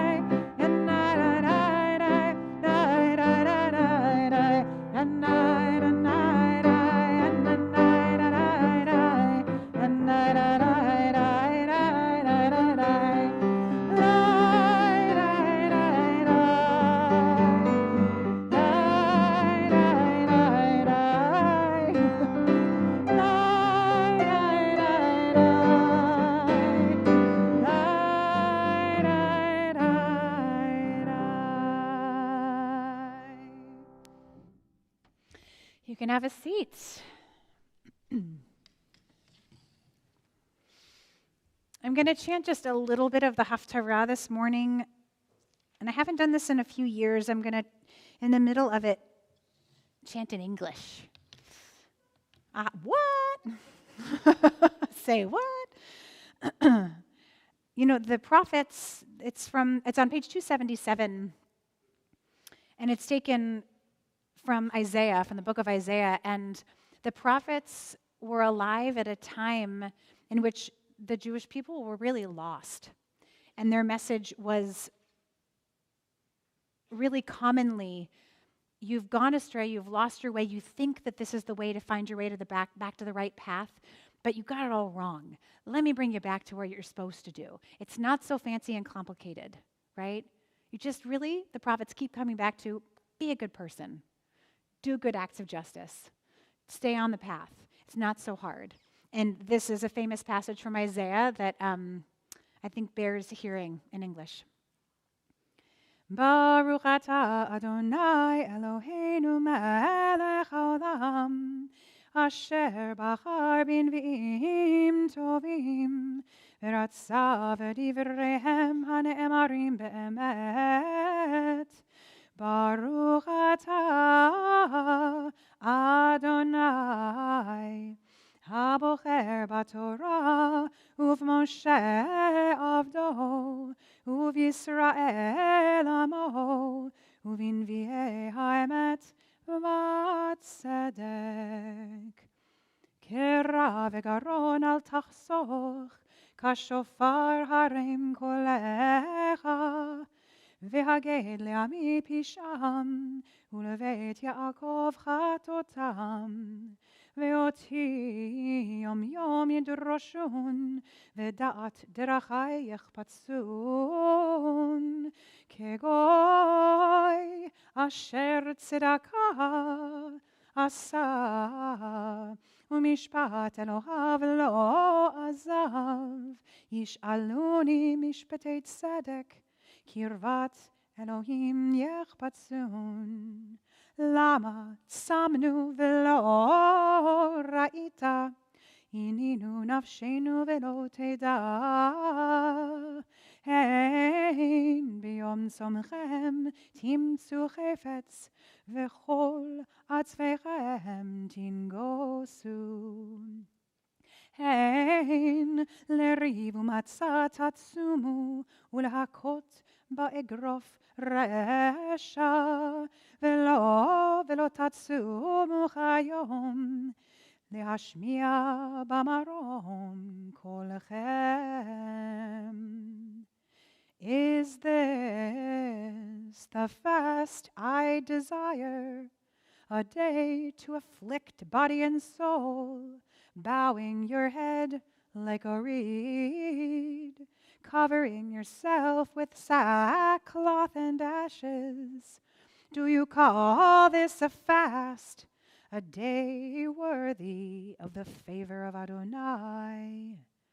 Is not this the fast I desire, to break the bonds of injustice and remove the heavy yoke, to let the oppressed go free and release all those enslaved? Is it not to share your bread with the hungry and to take the homeless poor into your home, and never to neglect your own flesh and blood? Then shall your light burst forth like the dawn, and your wounds shall quickly heal.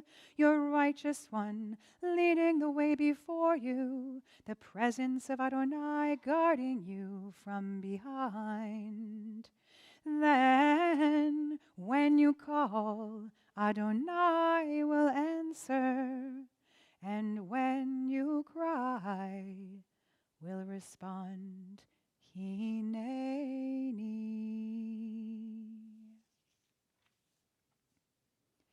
Baruch atah Adonai Eloheinu melech haolam, tzur kol haolamim, tzadik bechol hadorot, ha'el ha'ne'eman ha'omer v'yoseh, ha'medaber u'mkayim, shekol devarav emet v'tzedek.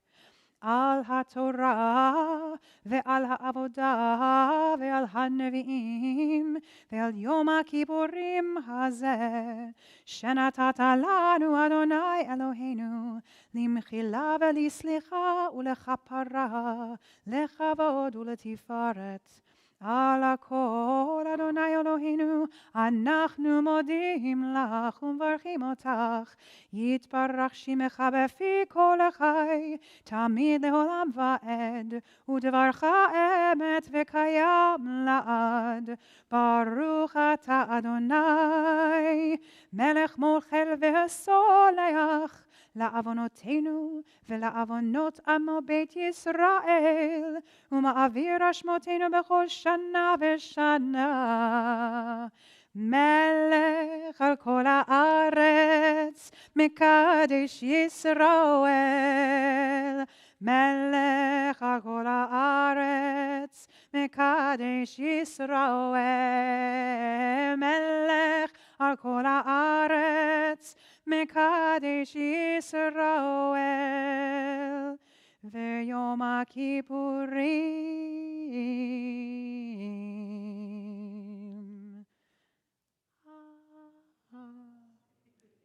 There we go. To recite a prayer for our community, Pat and Chuck Eisner, and to receive a blessing of their own in return.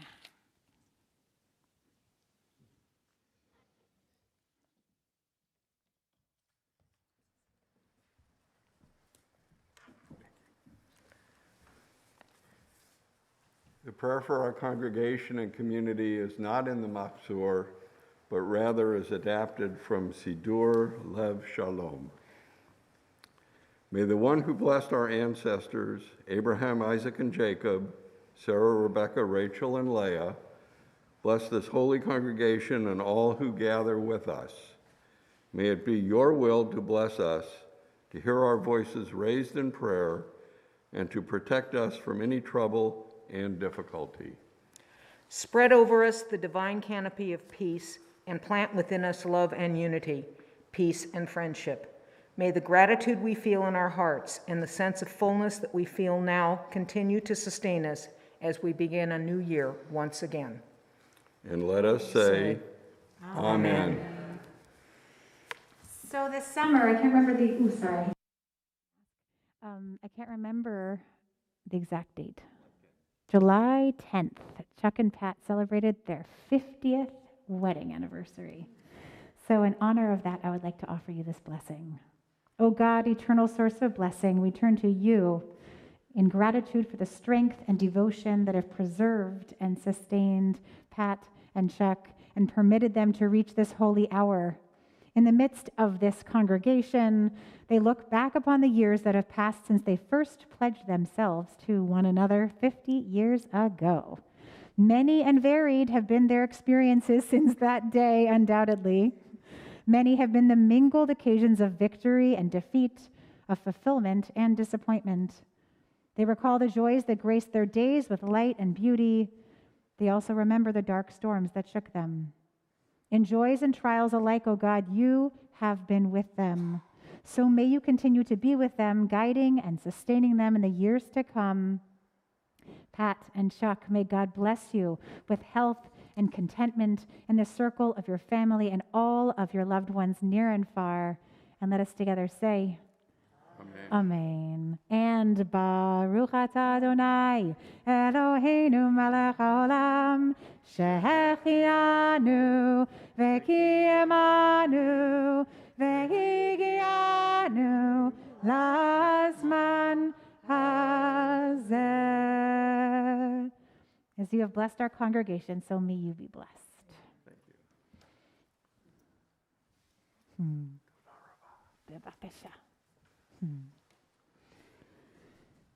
And Jenny Gus is going to come and read a prayer for the state of Israel, also not the one that's found in our Machzor.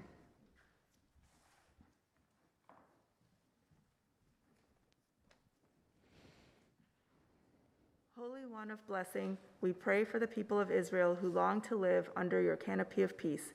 Keep them safe. When they are threatened, protect them from harm. When they are wounded and bereaved, grant them healing and comfort. May they find strength and courage. May our voices carry prayers of hope that the people of Israel know that they are not alone. Dear God, give us strength and knowledge that there is nothing more sacred than peace. Grant us, dear God, faith, courage, wisdom.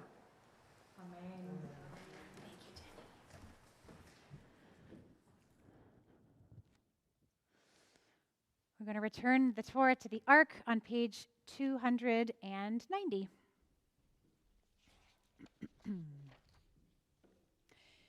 Yeah, oh, please rise. Yehadelu et Shem Adonai, ki niskav Shemo levado. hodol al eretz v'shamayim, vayarem keren le'amo, tehila lechol chasidav, lifnei Yisrael am kerovo. Hallelujah, hallelujah.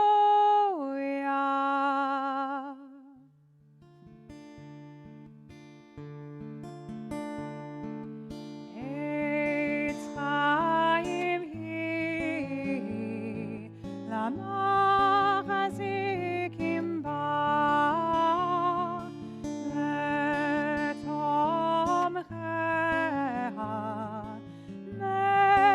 meushar, derocheha, dor noam, vechol netivoteha, shalom. Hashivenu Adonai elecha v'nashuva,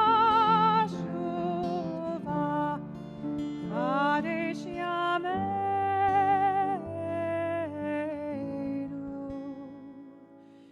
kekedem.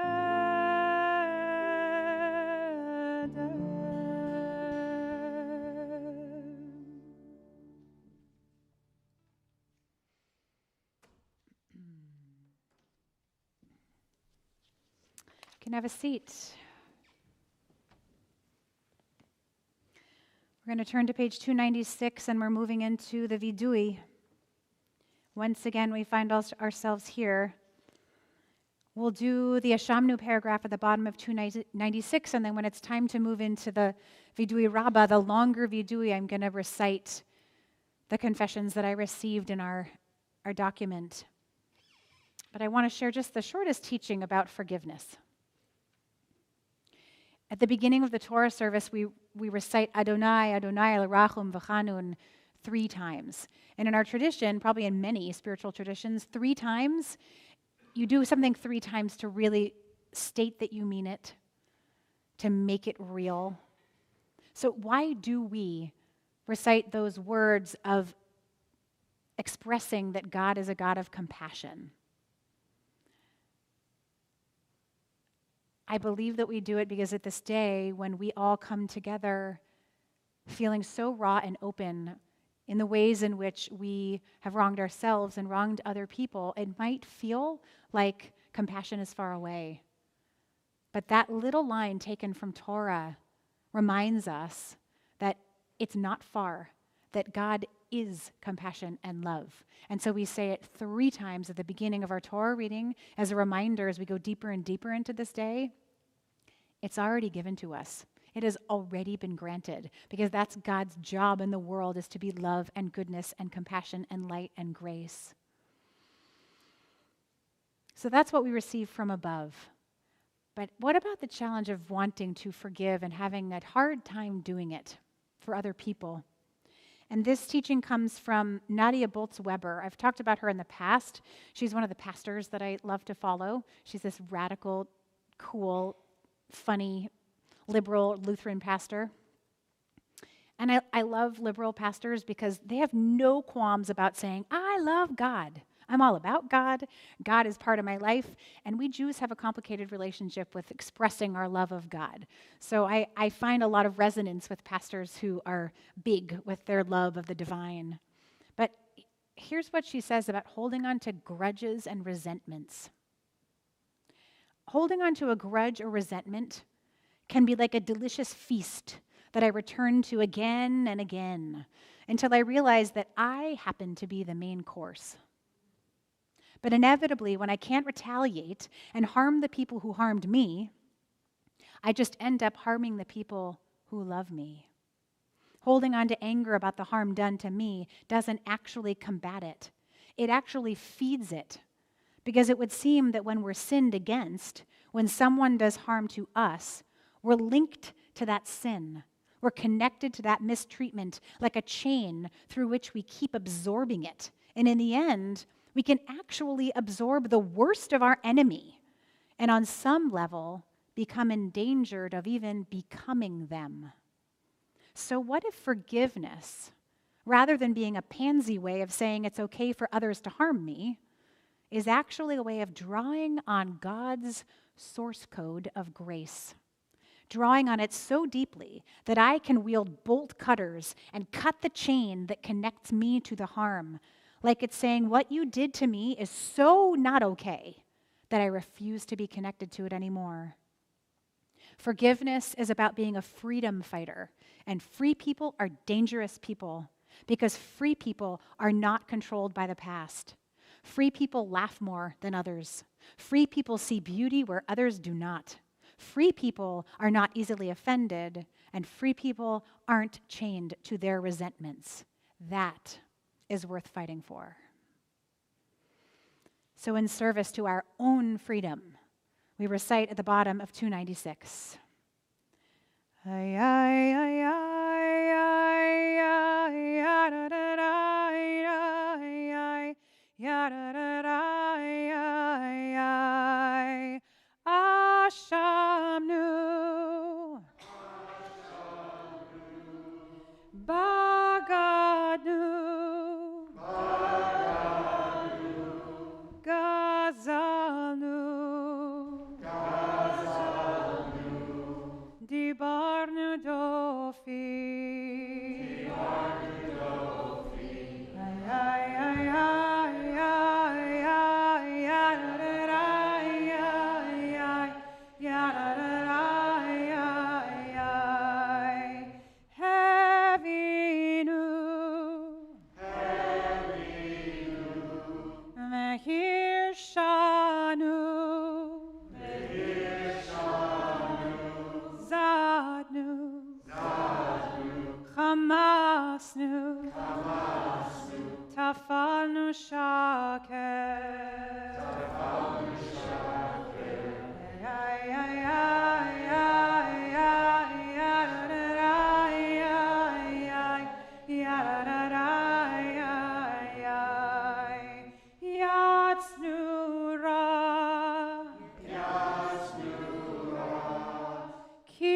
Kizavnu, Latsnu, Maradnu, Niatsnu, Sararnu, Avinu, Pashanu, Sararnu, Kishinu Ore, ay, da, da, ay, ay, ya, da, da, da, ay, ay, ya, da, da, da, ay, ay, Rashanu, Shichatnu,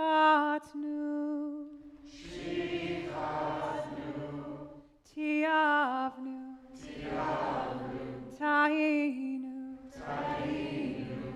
Titanu.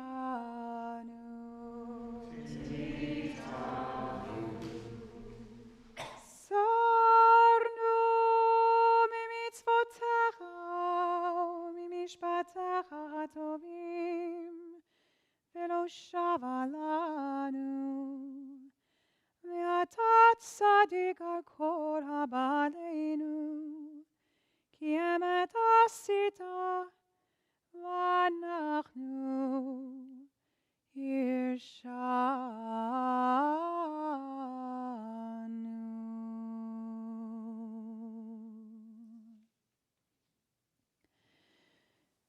For all these sins, O God, we in our community ask forgiveness.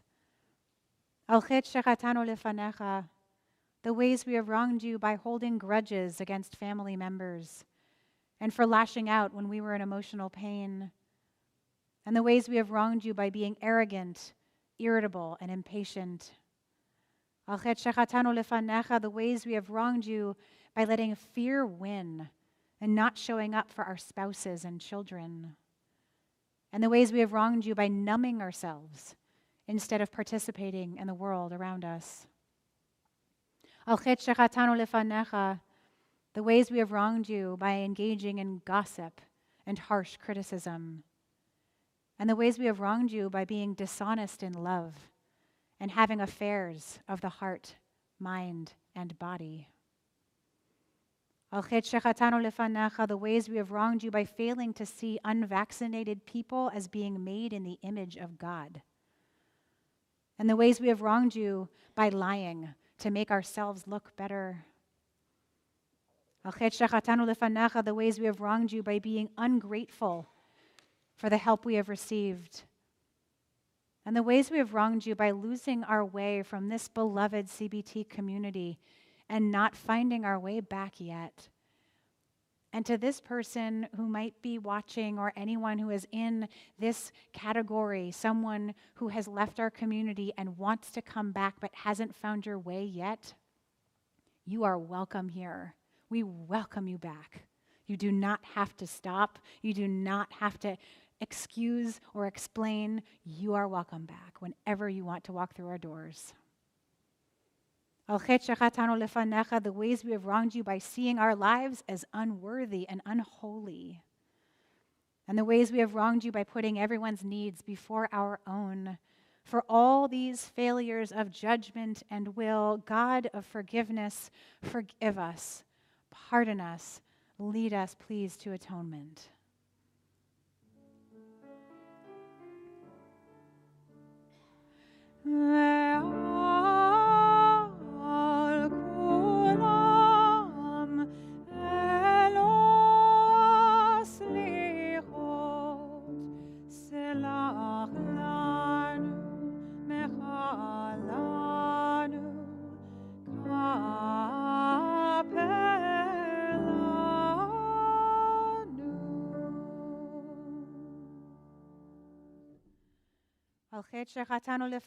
The ways we have wronged you by being selfish and caring about our own needs over those of our families, and the ways we have wronged you by not taking care of our bodies and our health. The ways we have wronged you by being mean and aggressive to people who didn't deserve it, and the ways we have wronged you by not being brave enough to have difficult conversations. The ways we have wronged you by not being respectful of our parents as they age, and the ways we have wronged you by losing patience with our children. The ways we have wronged you by putting everyone's needs above our own, and the ways we have wronged you by not believing that tshuva works and that we can change our behavior.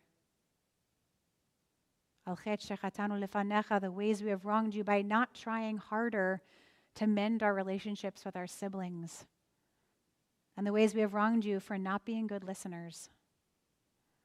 The ways we have wronged you by letting anxiety and fear stop us from taking risks and being bold. And the ways we have wronged you by not forgiving in ourselves what we are willing to forgive in others. For all these failures of judgment and will, God of forgiveness, forgive us, pardon us, lead us to atonement.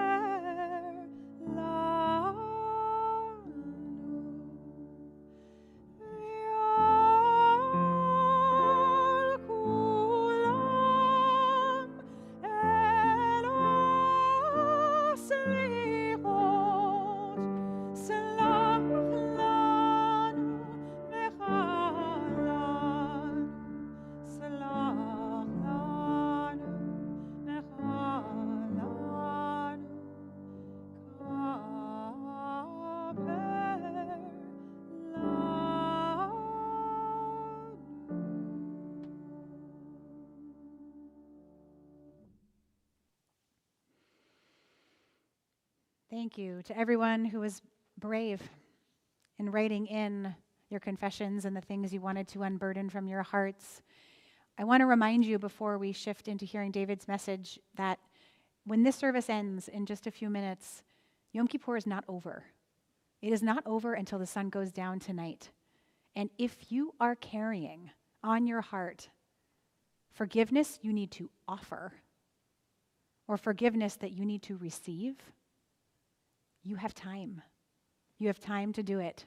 The gates don't close. That's why Nila is so intense, because you feel the fervor of all that we need to say until the very last moment that they close. And it's really critical to say the words, not just think them, but to forgive verbally and to ask for forgiveness verbally. So if any of those are yours that you need to forgive or offer, please do this afternoon. Our president, David Ratner, has recorded a message. It's funny.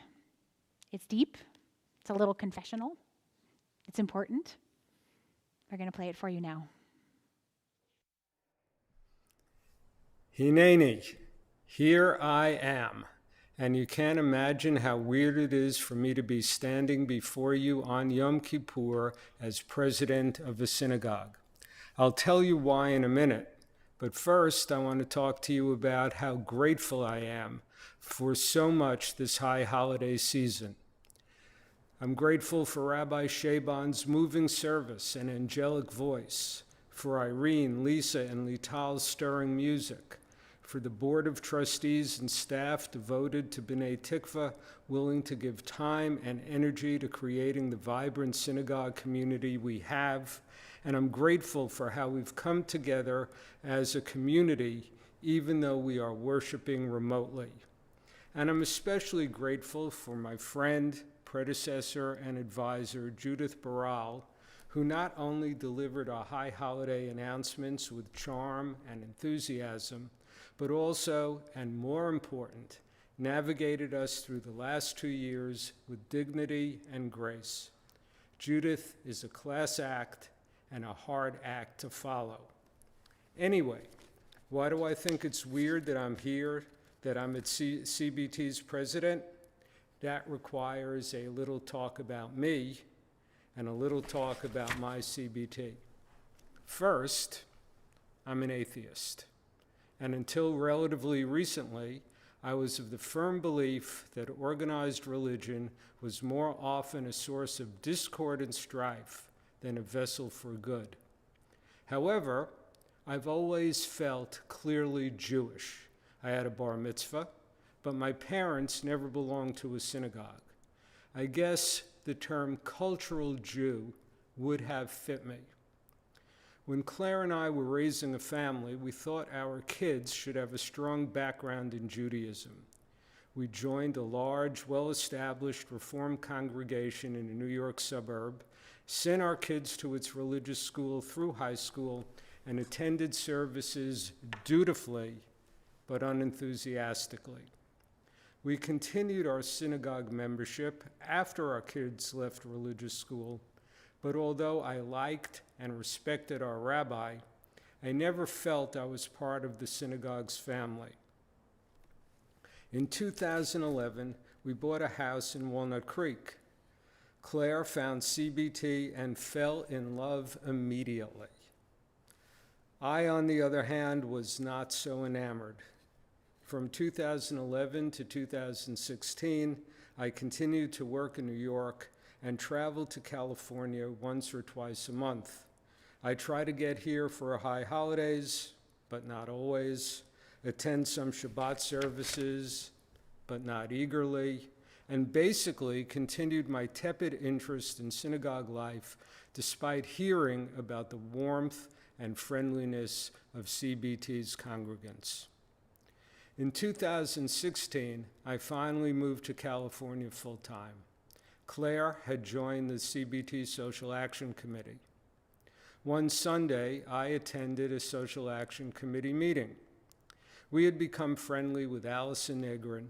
I was hoping that the Social Action Committee would give me an introduction to some folks at CBT who shared my interest in social justice work. Allison had asked at one point for someone to work with her as co-chair because, post-2016, the Social Action Committee grew and became more active. I told Claire I was interested after we got home from the meeting. She said, "Nope, you are too New York." Ordinarily, I'd think that was a compliment, but I'm pretty sure she didn't mean it as such.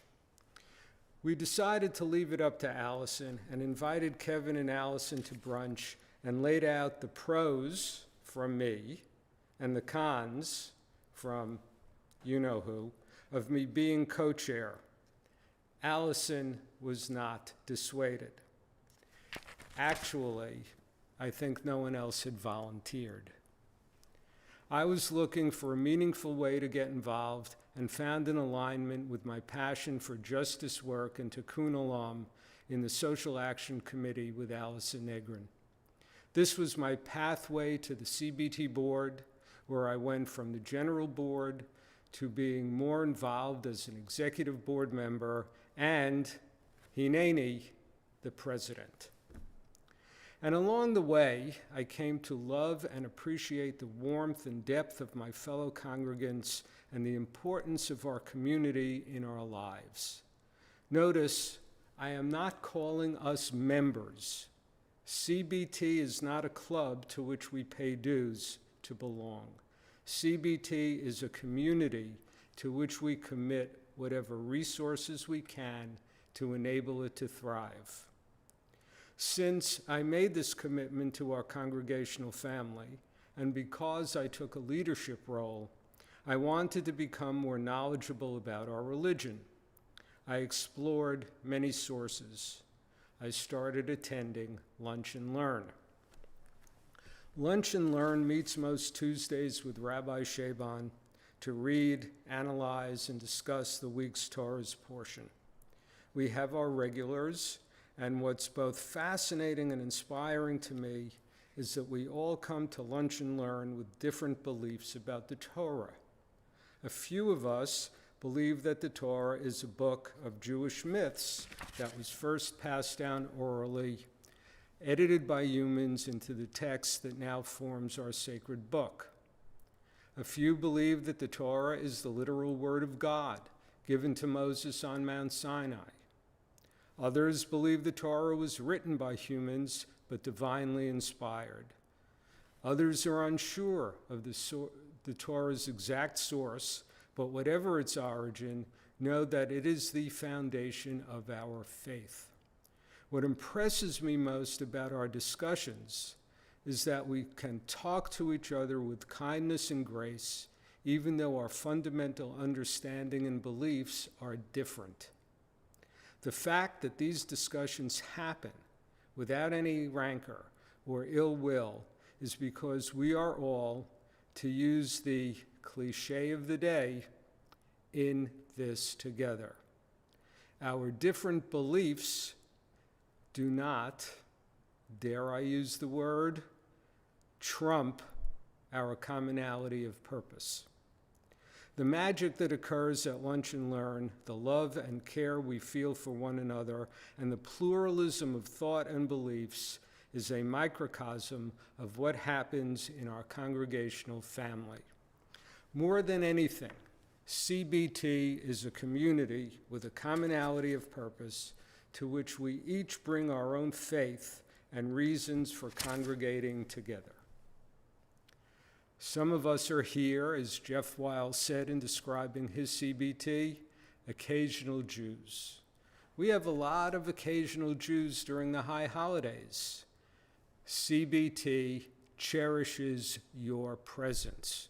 We are grateful that we can provide you the space to worship and celebrate our most holy days. You are important for CBT's existence. Some of us are at CBT because we want our children to have meaningful Jewish educations up to and including their B'nai Mitzvah. CBT could not provide the religious school without our friends who we only see twice a year. And we could not provide for our twice-a-year friends without our religious families. Some of us are at CBT because we want a home to worship and pray on Shabbat and during our sacred holidays. Their children are out of school. They're not interested in CBT's social action and social justice work. We can provide a community for them because our twice-a-year Jews and religious school families have made CBT their home. Some of us are here because we believe that faith-based institutions have the moral authority to influence social policy with our Jewish values and help repair the world as we bend the arc towards social justice. Many of us fit in several of these groups. Again, each person's reason for joining our congregational family may be different, but the existence of our community depends on the inclusion of all of us. And I dare say that the strength of our community depends on the diversity of our congregation. Some institutions refer to these different groups as silos, standalone groups who don't share a commonality of purpose. I like to think of the different groups of our congregation as pillars, the support for our big tent. And it seems to me the more pillars we have to support the structure of our institution, the stronger and healthier we are. One of the cornerstones of our congregation, set by Mark U. Satan and our founding members, is that of genuine and warm, welcoming community in which everyone feels a sense of belonging. We also welcome those of us who belong to a synagogue because it provides a connection to Israel and its centrality to life in the diaspora. We welcome our LGBTQ friends and families looking for an open and inclusive synagogue. We welcome Jews of color looking for a synagogue in which their Jewish identity will not be questioned. We welcome millennials, Gen X, Y, and Zers who have been unable to find the fountain to quench their spiritual thirst. We welcome interfaith families. We welcome folks who want to convert to Judaism. We welcome those who are unsure of their own religious identity. The more pillars we can add to support our big tent, the stronger the tent will be, and the better able we will be to withstand whatever ill winds blow our way. It's because of our pillars that we have not only survived, but have thrived in the face of the COVID pandemic and the challenges it has caused. And let's not forget, one of our strongest pillars is composed of our founding and longtime members who had the foresight to create a synagogue based on kindness and community. Rabbi, maybe we can sneak in a Debbie Friedman tune on occasion for them. And it's also because of congregants who have given their time and energy to CBT that we are maintaining our ability to be what we want CBT to be. I offer a special thanks to our congregants who made our High Holiday experience so meaningful. Our High Holiday Task Force and Honors Team, the COVID Response Team, and the High Holiday Volunteers. You received their names in an email I sent. Please thank them. And of course, none of what we do would be possible without our devoted staff, Karen, Chanel, Kathy, Dorit, and Tammy. We are extraordinarily grateful for you and all you do. Which brings me to the part of this talk that I am most uncomfortable giving, but is the most important to the health of B'nai Tikva. That's our High Holiday Appeal. You all should have gotten our goodie bag that has a yellow pledge card as well as a note from me. If you haven't picked it up yet, you can still call the office. The same information that's on the yellow card was sent yesterday and will be sent tomorrow in virtual form. Look for the link. This year, our goal is different than we've announced in previous years. We usually set a monetary goal that we want to reach. Last year, we exceeded that goal, but only 59 contributors participated in the drive. This year, the goal is 100% participation. I'm appealing to everyone to pledge something. Your participation in this drive, whether you donate $18, $180, $1,800, or whatever amount you're comfortable with, demonstrates that we all understand that we are here for one another, that we share the culture of gratitude that we are encouraging. CBT is and will be forever grateful to you. Imagine the message it sends if we can say 100% of us who joined in our Yom Kippur service contributed to our appeal. I know that this goal is aspirational. I know that it may be impossible to achieve. So, to encourage as many of us as possible to participate in this appeal, I offer the following incentive. If 75% of the screens receiving our services, and I think about 200 are receiving the streaming services, if 75% of us pledge by September 30th something for this appeal, in gratitude for that, an anonymous donor will contribute $10,000 to the High Holiday Appeal. Let me say that again. If 75% pledge, CBT will receive an additional $10,000. Please don't let this generous offer expire. Let's demonstrate our gratitude to CBT as a community. As I said, we are all in this together. As you know, at the end of the Passover Seder, we say, next year in Jerusalem. Well, at the end of this High Holiday Appeal, I say, next year in St. Matthew's. Thank you. Shana Tova.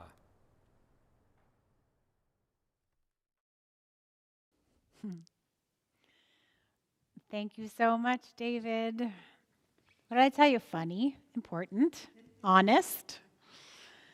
Judith has a few announcements for us, mostly just about this afternoon, a few little things that are coming up, ways we can still participate. And then we have a closing song, and we can all spend the afternoon hungry.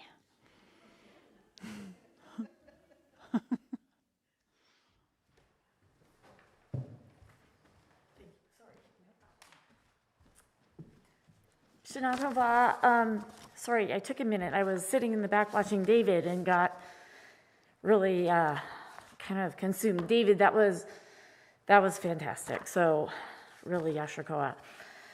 So Shana Tova, my name is Judith Baral, and I am your board representative. So a few thank yous to echo David. Thank you to Rabbi Shaban, who leads our community with such grace and wisdom, passion. Our musicians, Lisa, thank you. Irene on the piano. I always come back to High Holidays. Lital.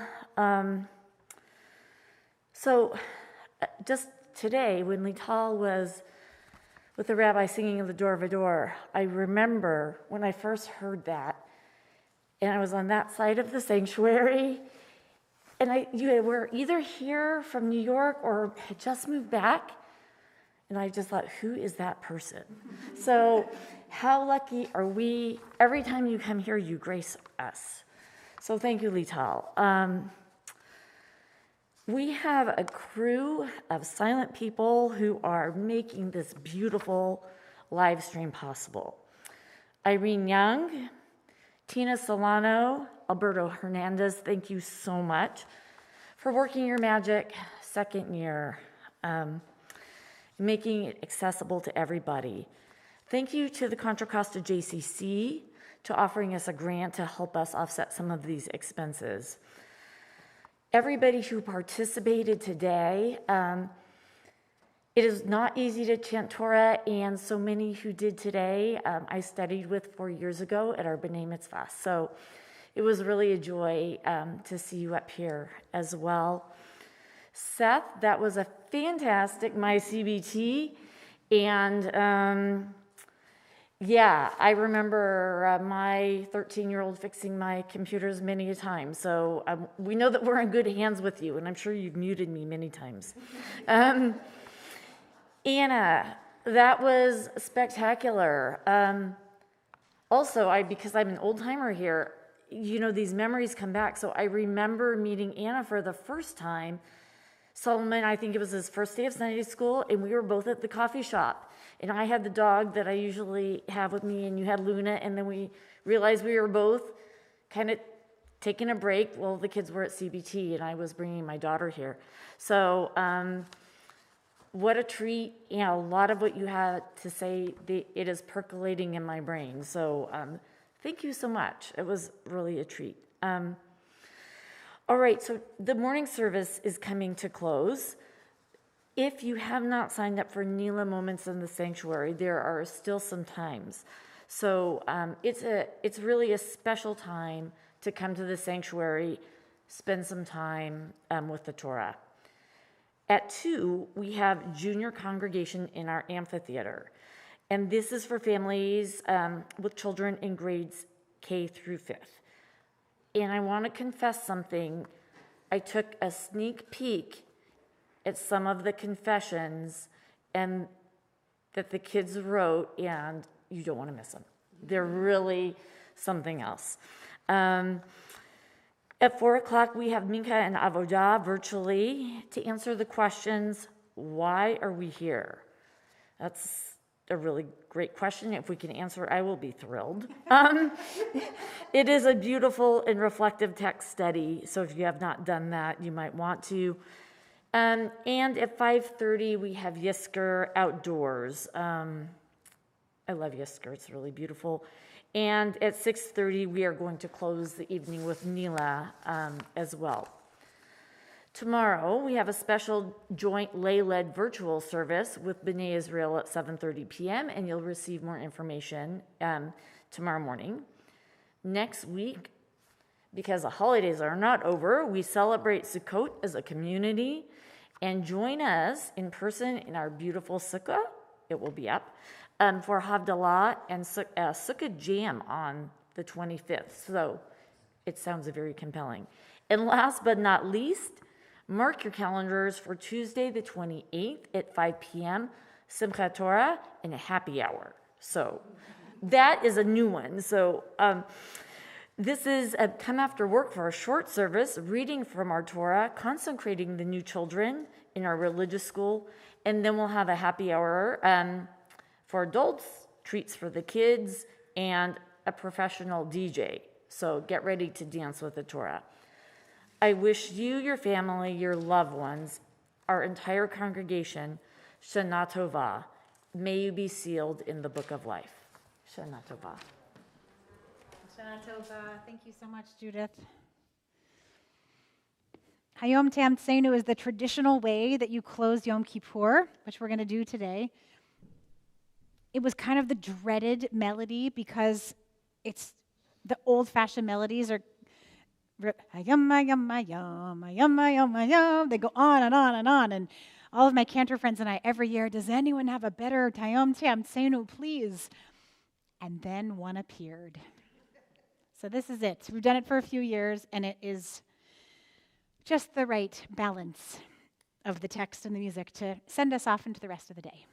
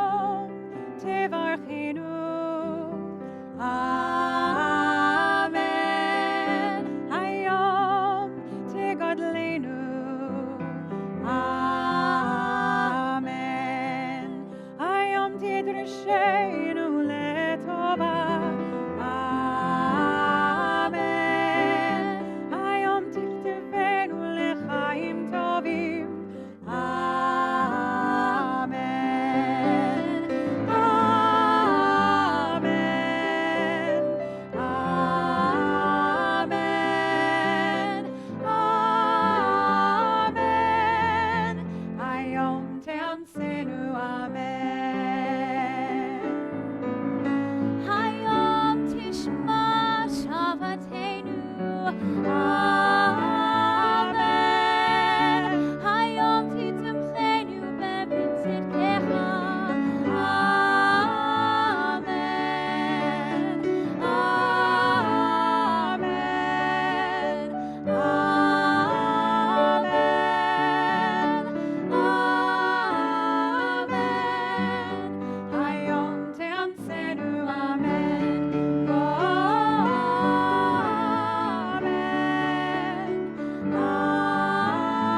Amen. Amen.